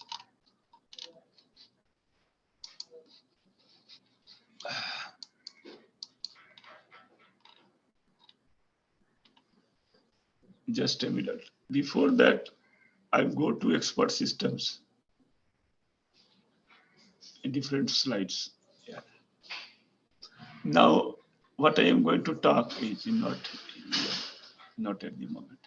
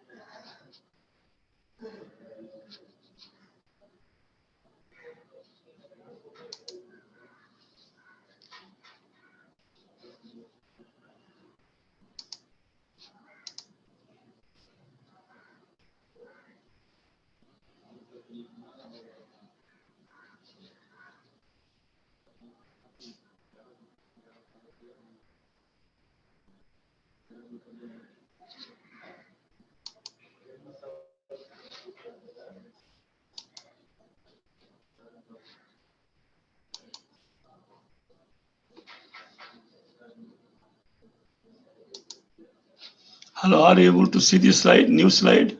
Yes, sir. Hello? Yes, sir. Okay. Yes, sir. Okay, thank you.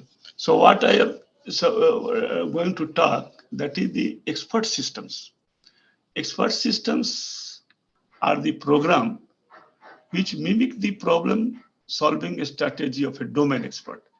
What is that? In a domain expert, that is a expert, maybe medical expert, suppose, or maybe, so when you want to develop a program for the disease analysis or treatment of a plant or maybe human being, whatever it may be. So even that a system, so you have a sign and symptom and characteristics of the problem are there. So you develop a program, let us say medical expert systems, through the knowledge acquired, interaction with the doctors, he acquired the knowledge. Similarly, for a plant disease, a computer scientist will sit with the plant, especially to be agriculture scientist or maybe botanical scientist. So they will interact what is the disease for a particular plant, on the leaf, or it may be on the fruit, or in the what is system itself, wherever it may be. What type of the fungi is there, what is other many diseases are there, fungus or whatever. So these sort of diseases, kind of diseases, have different characteristics, and that to be interaction with the, he will store. A computer scientist, you know that these are the signs, symptoms, treatment, not treatment at the moment, and it will diagnosis. He will diagnose in a rule-based method. Let us say if it is something that is rotten, is the fruit is there, then the plant may have this sort of disease like that. Is that sort of there? So, sorry. So depending upon kind of diseases, he will make the treatment, other things also. First part is diagnosis. This is the particular disease based upon signs and symptoms. So all these concepts will have to be acquired by the computer scientist and put it in a computable form. Because doctors or maybe botanists or agriculture scientists cannot make computation in general. But you have to make it a computation form. So the rule-based model is the most versatile and useful method for representing the knowledge. So make your rules. If X1 is the feature, if X2 is the feature of the sign, X2 is the sign, X3 is the symptoms, then it is disease is D1 like that. Similarly, X4, X5 are the sign and symptoms, disease will be D2 like that. So set of rules will be generated with the consultation of the product. That is the call. And the program will call expert system because it mimics the problem solving strategy of an expert in the particular domain. So what I have a rule-based system, more or less I've talked rule-based system. So generally programs, little rule-based systems are used. Other things are there. So as you've discussed, three main features, components are there that we have already discussed here. What I am just going to next slide.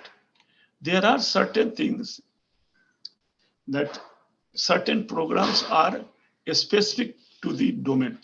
We'll discuss when we go for the agriculture EMA.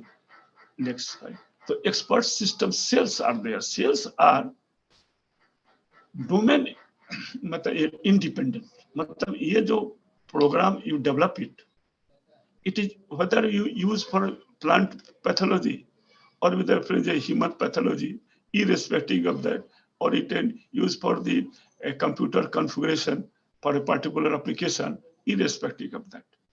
Or it is a transportation system, or it may be an irrigation system, or what may be a application. Means it is application independent. That is, it is a skeleton.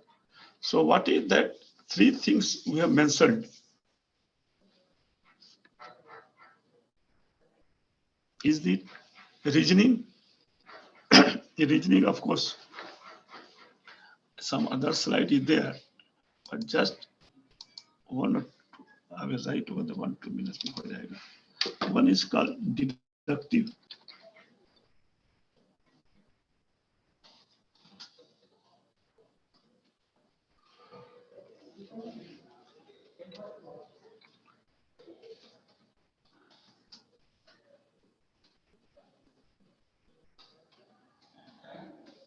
बस इतने terms है. There are 3 types of reasoning. What I will explain. Other slide है वो बाद में आपको maybe communicated.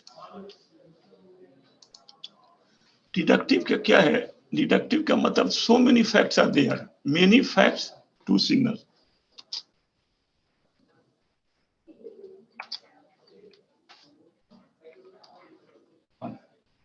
जैसे आपने देखा it has a tail, it has a trunk, it has size, shape, size लेके एक कंक्लूजन दिया. That is deductive.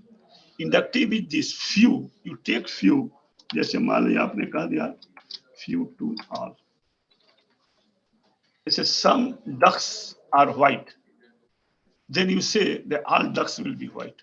देखिए कुछ ब्लैक भी होते हैं. माने it takes some few samples and take the conclusion. कोई भी प्लांट डिजीज का है अपने कि ये हो गया इसको ये डिजीज होगा. That is inductive. And abductive is effect.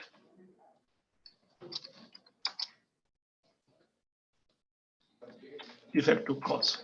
मतलब इसमें क्या है कि आप कंक्लूजन को मान लेते हैं और try to find out what is effect. सिर्फ इसको देख एक जगह एक आदमी प्लांट, इसमें भी एग्रीकल्चर में ये सब यूज होता है डिडक्शन. तो बिकॉज जैसे मान लीजिए कि यू सी दी ये smoke and say that there is a fire, right? No, so I saw the smoke, there is a fire. So smoke is your ये effect and you go to the cause. उल्टा है, it is a reverse to the deductive. That we can see बाद में. Anyway, so what is the, so reasoning is required, and reasoning के भी methods है. जैसे first of all, so what type of reasoning is there? So 3 components are there, and you interface.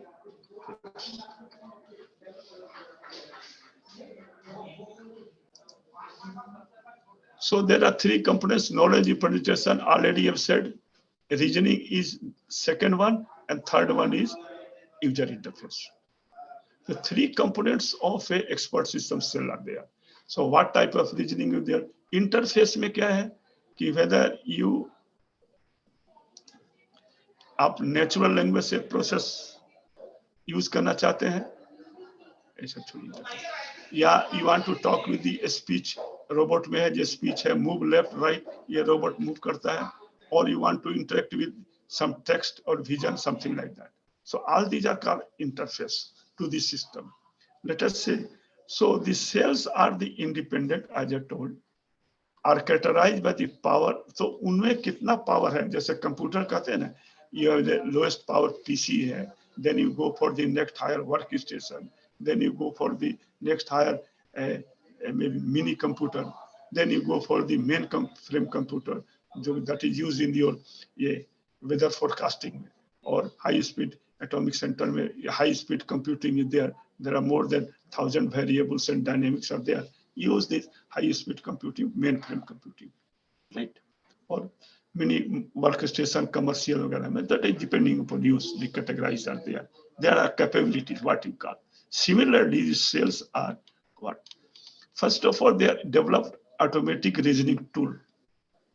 Automatic reasoning one gives the facts into schema. तो इसमें देखिए हम discuss करेंगे, अभी बहुत लंबा चौड़ा है क्या. इसमें रूल बेस्ड सिस्टम इसमें यूज होता है, and forward and backward चेनिंग, what I solve inference के लिए. कॉन्फ्लिक्ट रिजोल्यूशन, माने कोई कॉन्फ्लिक्ट हो गया उसको रिजॉल्व करता है. These are the main salient points. Of course, many things we have drawn. Slots are there, as I have told.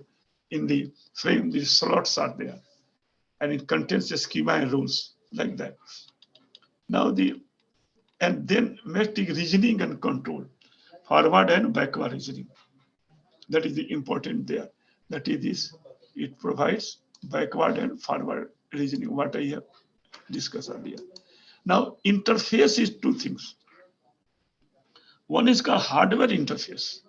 मतलब क्या है कि आप किस सिस्टम में आप यूज करेंगे इसको, पीसी लगाएंगे या वर्क स्टेशन लगाएंगे, तो ये जो टूल है, जो सेल है, it is used only for the another thing is that they are AI based machines, they are called symbolic machines. जैसे general main frame computer work station वगैरह है, लेकिन ये specially AI based symbolic machines IBM ने develop किया, वो AI machine है that works. And language आप क्या करेंगे, वर्क स्टेशन IBM जो भी यूज करेंगे, लैंग्वेज में क्या यूज करेंगे, implementation whether used Lisp, C, Pascal, whatever may be. Generally AI में Lisp यूज होता है, ये तो यूज कर सकते हैं आप. Then you use for the ये graphical interface, develop graphics use करेंगे वो यूजर इंटरफेस के लिए. Other things are there. Debugging माने चेंज ऑफ ये रिमूव टू द बग्स. इसका एप्लीकेशन है navigation system for radar tracking, fault diagnosis for power supply, distribution network for automatic viewpoint, risk analysis, portfolio analysis, market forecasting. So in this application, this specific cell is. Now next is KE, knowledge engineering environment. Similarly, it has the object-oriented rules are there. Rules written in lists are used as representation. Now interface development, editing editor is there, knowledge editor, not a data editor. Lisp it is used, and it has explanation system, means how you reach a conclusion, that is explanation. Reasoning with a dynamic and implemented or interface systems are there. So these are the expert systems developed in the different the applications are there, cost is there, then factory discrete event solution, then knowledge craft, it is used in the prologue list में इसको use करते हैं. Rule based system है, Kargil melon university का rules है. Knowledge representation application is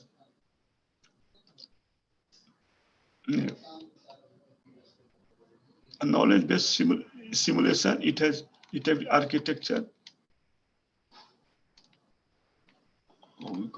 knowledge representation. So is there, and rules is there, logic programming that is used, reasoning, cutaway, forward, backward chaining वगैरह सब है. Interface is schema based, 3D graphics is there. Knowledge editing facilities है, system support है.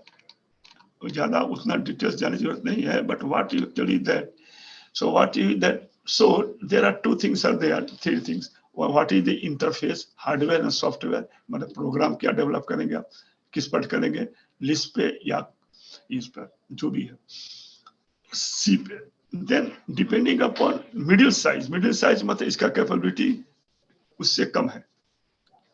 Then and these are Guru, KES, M1, Expert, PC, Consultant, they are used. So PC Consultant Plus, that is use interface, and then interface viewpoint are there, inference mechanism, forward, backward chaining. The knowledge engineering systems. Guru is also one of the, that is used in the medium size reasoning is used. So इसमें केवल क्या है कि आप M1 only you name and a specific control mechanism, explanation mechanism, and prologue or EMIS जो भी ये programming module है system से वो use होता है. Then other is small size expert system, VAX expert systems, VAX computer is there. So it is used in the C. VAX is also a mini computer. Cost is also low. Interface सुविधा दे रहा है. एक list adviser है, अगर आप list ESP advisor is there, list पर नहीं है, छोड़िए ज्यादा वो करनी है. So what actually this table, next table, it is there the same thing, but it shows the various years practice expert systems, manufacturing system में एक्सपर्ट सिस्टम है, एक्सपर्ट डायग्नोसिस है, रूल लगाता है, और that is your backward changing, list पे use होता है, cost is C, and editor and remarks editing mid. So these are the some of the expert system in general. Dispatcher है, signal outline, ये थोड़ा सा इधर उधर हो गया, लेकिन rule based system पढ़वा लीजिए, best confidence factor. So these are the some of the management planning के लिए है. एक कोकोमो है, इसका नाम रूल बेस्ड पीसी है. फाइनेंस के लिए है लेंडिंग, ये आपका फ्रेम बेस्ड है, इनहेरिटेंस आता है, ये होता है equipment. So these are the things, but what we are going to do, ये थोड़ा कंपैरेटिव व्यू है, जो भी आपने पढ़ा है, जो भी what I have discuss, knowledge system, ART, hybrid, KEA, knowledge craft, EC. तो हर एक में क्या क्या knowledge representation that you have mentioned here.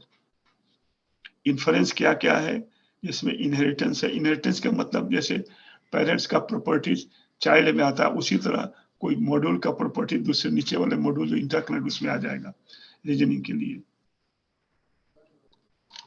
Control सर्टिटी, ये रहने दीजिए. What next slide is all the things you may get it here and there. What we going discuss now is the agriculture main. ये we have a slide here.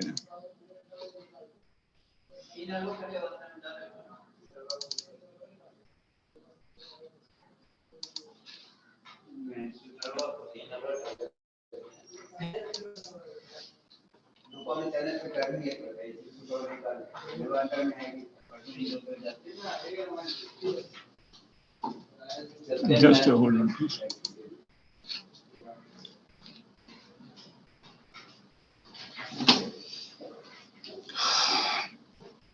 Just 2-3 minutes it will take to load.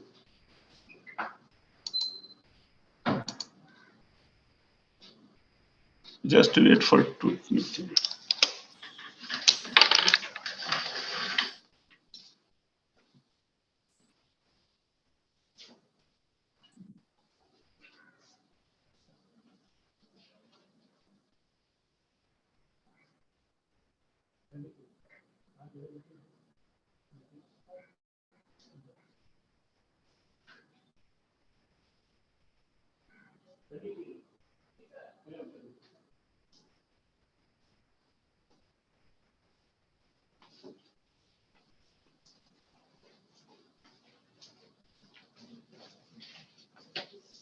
इतने को slide बार load करो ना.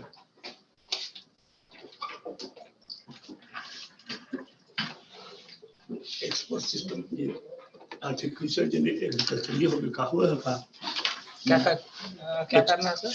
Note कर देना. नया आपके pen drive. हाँ वही पेन ड्राइव. इसको कट कर दें. हाँ इसको हटाइए. कौन सा है? Expert systems in AI in agriculture है ये वाला. हाँ.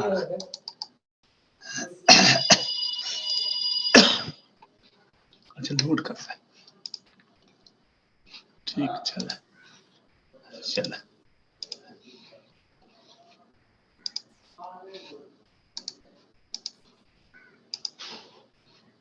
लगा earphone.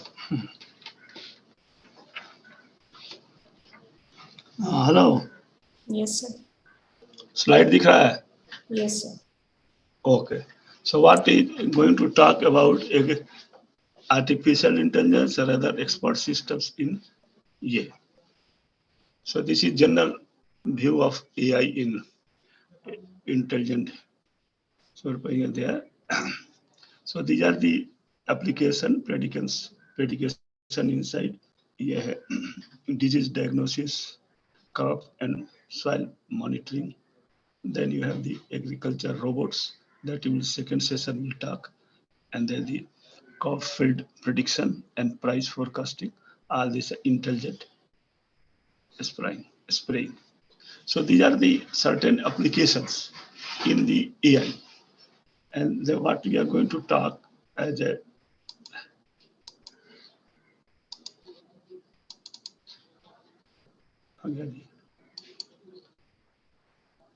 expert system in agriculture and overview crop management. So in the crop management, these are the expert systems that have been developed. Cuptex, an expert system for cucumber crop production, Cytex, an expert system for orange production, Napier wheat, an expert system for irrigated wheat management, and the Tomatex, an expert system for tomatoes, and Limex, and multimedia expert system for lime production. Now, this is the thing is that we are going to discuss the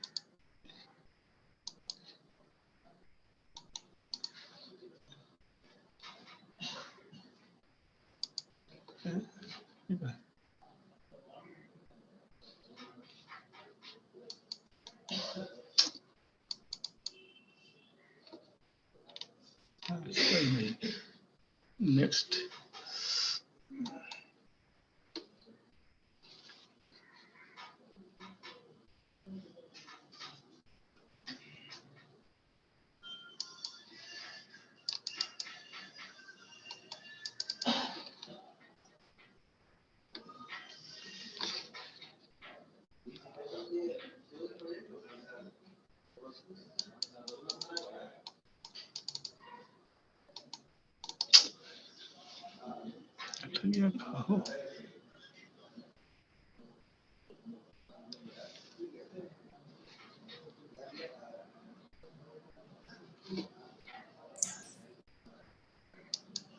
Sir, this is not in PPT form. I think this is image. So you have to close this image. Are you able to see it? Sir, I am saying related to something grape. Grape. Yes. So PPT, by the way, first of all, let us see whether able to see or not. Slide दिखाई दे रहा है ना जी? Yes, sir. Let me read, then we process it later on as it is required. ठीक है. ES for, that is another is grape. Expert system for viticulture in Pennsylvania, it was developed. The system provides grape growers with recommendation regarding pest management, insect disease and weed control, and then fertilization, pruning and site selection. The development environment included the rule-based system, as it's said, rule-based cell. That is one of the cells that is called rule master. That is just when this rule-based cell is for this, developed by Macintosh computers. So this was used, grep. Then you have the next is COMEX. COMEX provides information integrated management in cotton. It is designed for use by farmers, farm managers, and country and wild conservation agents. This system uses combination of expert-derived rules, that is rules you see very versatile, and result generated by the cotton crop. Then Qtex is an expert system for cucumber production management under plastic tunnel. System currently provides services on disorder diagnosis, disorder treatment, irrigation scheduling, fertilization scheduling, and plant care subsystem used by agriculture extension or agriculture and by the private sector. It developed in case knowledge acquisition data in AI systems. Is a methodology for building knowledge-based system. What we have just discussed, knowledge-based system, expert system, more or less they are taught either way. CADs were used for representation of the interface and task knowledge, which is an interface particular was there. It was also first developed by expert system in developing country, not in agriculture, but in other field also. So using of CADs are there.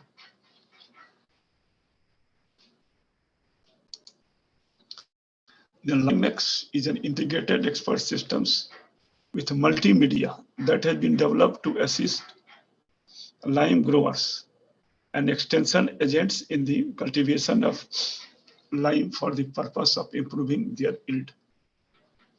The scope of LimeX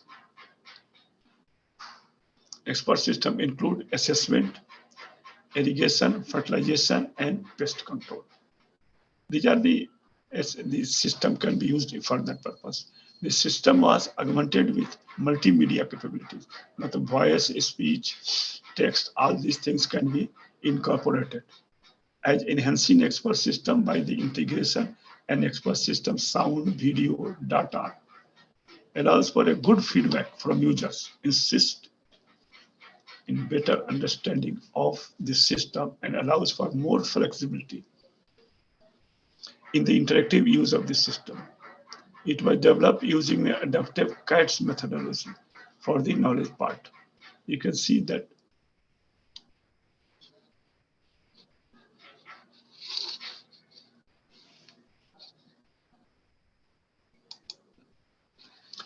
then POMI and Vega. POMI is an expert system for apple pest orchard management.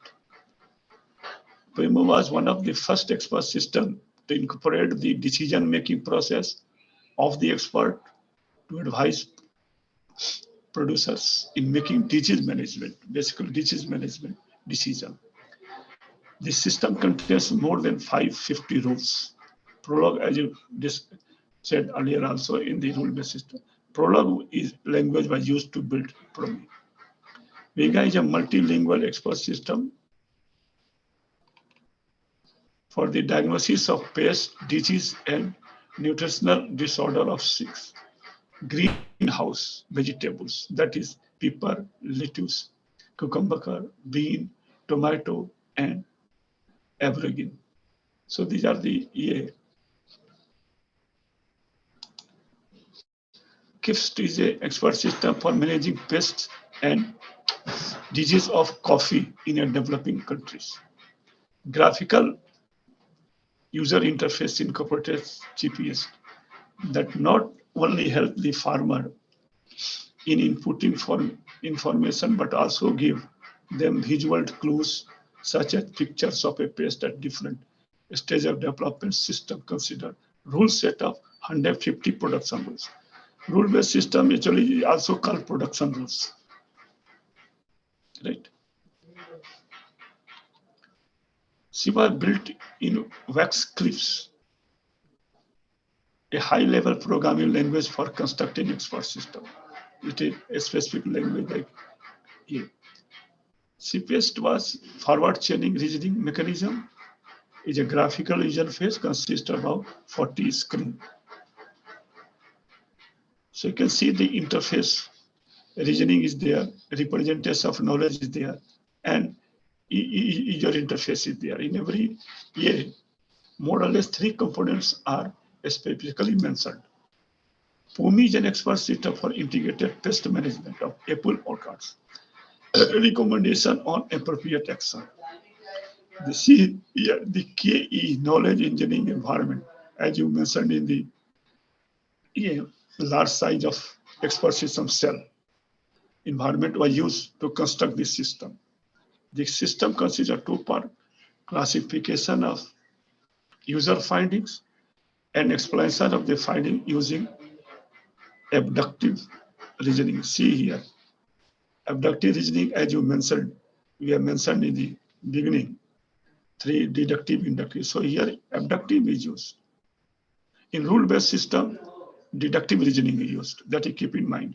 In rule-based system, wherever the rule-based, deductive, inductive is rarely used. Rarely, matlab often used. And abductive is rarely used in any problem.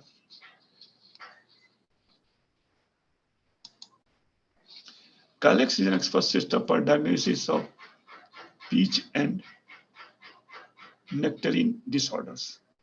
System diagnosis 120 disorders of peaches in California, including insects, diseases, and cultural problems. The user begins a session by identifying an area on the plant where the problem occurs. The expert system uses certainty factor to arrive. See certainty factors in this sense. जैसे मान लीजिए आपने कहा for apple recognizing if it has a a round shape, then 0.3, 30, 40, 30% chances that it is an apple. Others, if it has a color is rosy like that or something, yeah. So it can say that it has the 30% chances. Yeah, 40%, 0.4, 0.3. Third sentence, it has a sweet, so it has chances maybe 60%, 0.6. All these things, 0.6, 0.4, 0.3, these are the certainty factor associated with each your assumption sentence. And conclusion is, what is the certainty of the conclusion factor? Is some average, make average, is a 0.3, 0.4, 0.6, 4.3 something. So there is a certainty of 40.3% based upon the assumptions or facts, 3 facts as given in the premises with their corresponding certainty. So this is the why certainty factor is used to a conclusion. Now, at the end of session, the expert system displays all conclusions reach these corresponding levels of certainty. So this is what is the use the certainty there. Predict is an expert system for diagnosis pest damage of red pine stains in Wisconsin, runs on IBM compatible design, useful for field forests with advanced training in forest pathology or entomology, insects, disease, insects. Predict recognizes 28 damaging agents, including a species of mammals, insects, and pathogens, as well as 2 types of abiotic damage.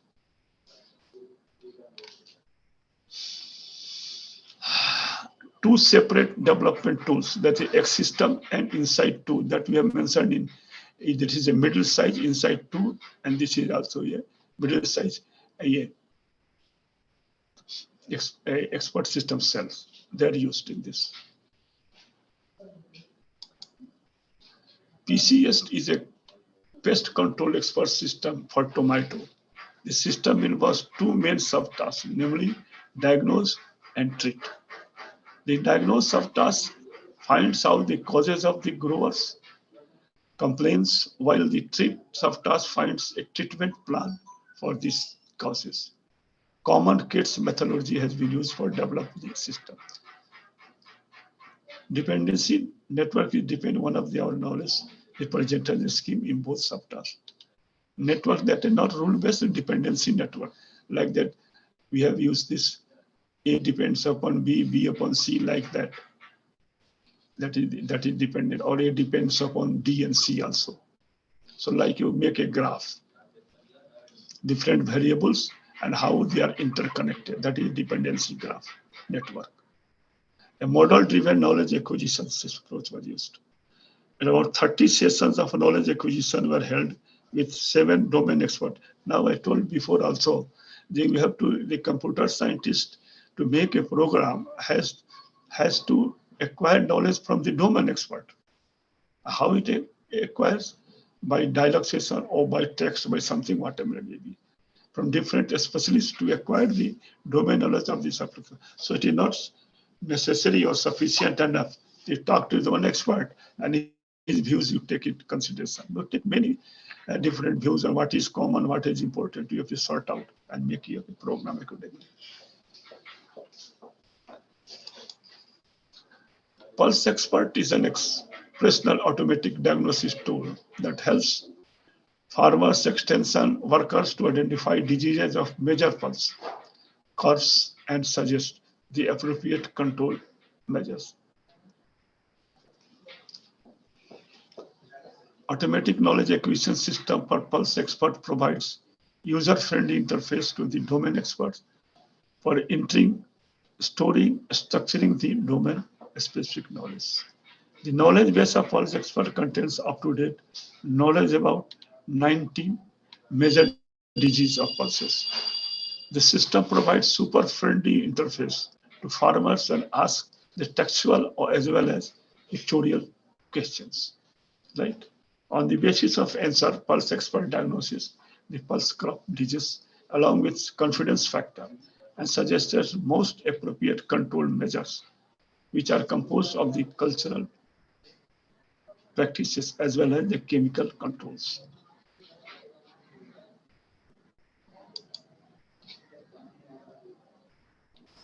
Now, the Central Laboratory for Agriculture Expert System is helping farmers through the out Egypt optimize the one of the resources and maximize the food production.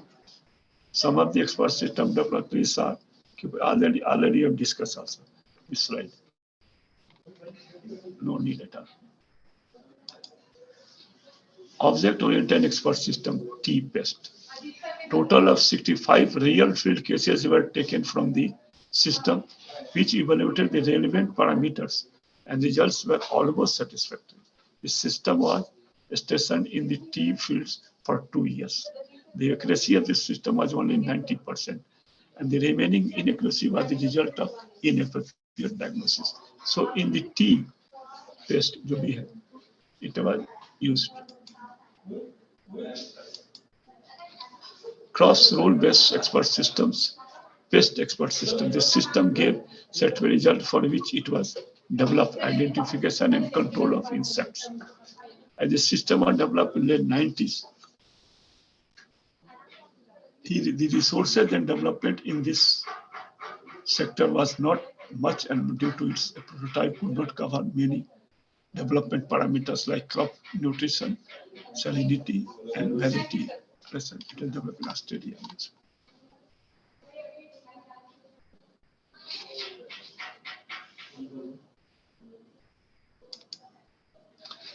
And it was developed for detecting diseases like downy mildew, hop aphid, and weevil. System provided growth of disease, estimation of harm caused, and correct treatment for the disease in the hop plant.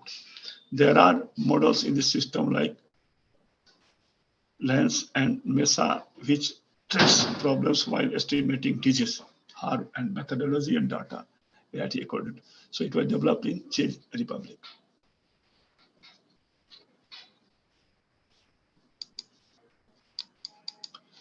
So I think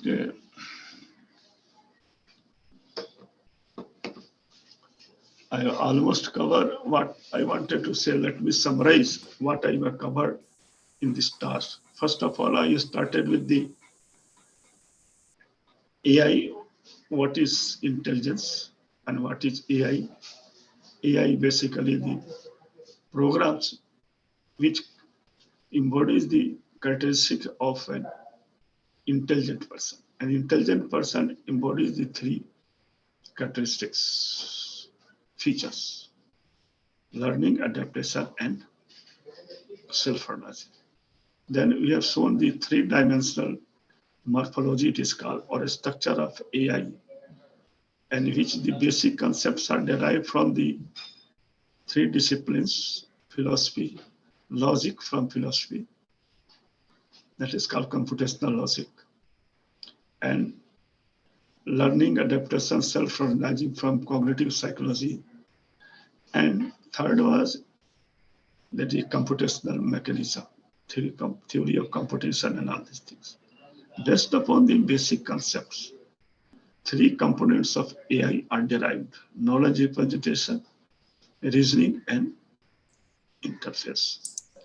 And based upon the concept and all these things, three domains of which are adjacent or very useful, very important and essential in the vision, natural language processing, and robotics, right? Then we have covered also the knowledge representation first with the rule-based systems, semantic net, and frame. In each rule-based system is very hostile. You have seen it also, and it has covers most of the application.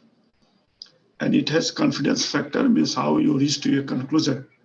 We have a confidence factor, as I have said, based upon the confidence factor in each of the premises or the conditions that drives into conclusion.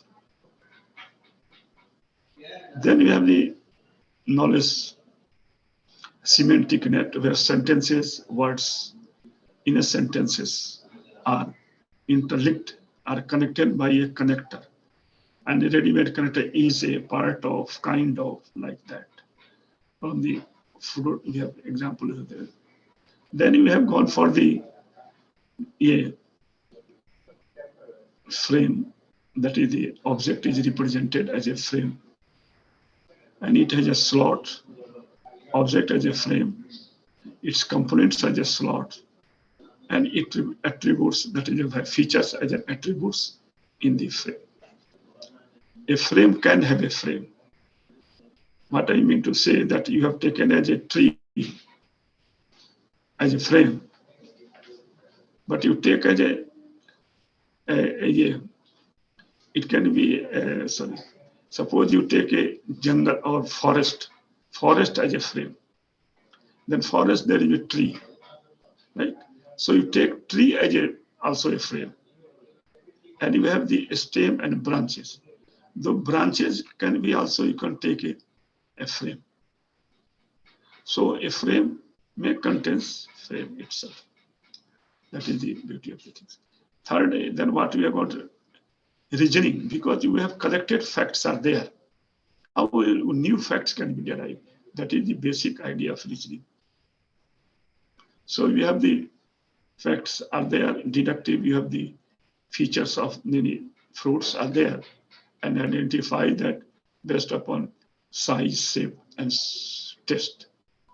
Different features are there, and you categorize them into the different fields are there, whether eatable or not eatable, by eatable or not, like that.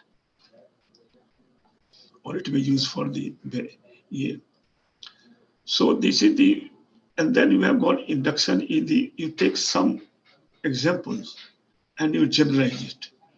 So the deduction is from generalization to specialization, whereas induction is from a specialization, a small fact to generalized fact.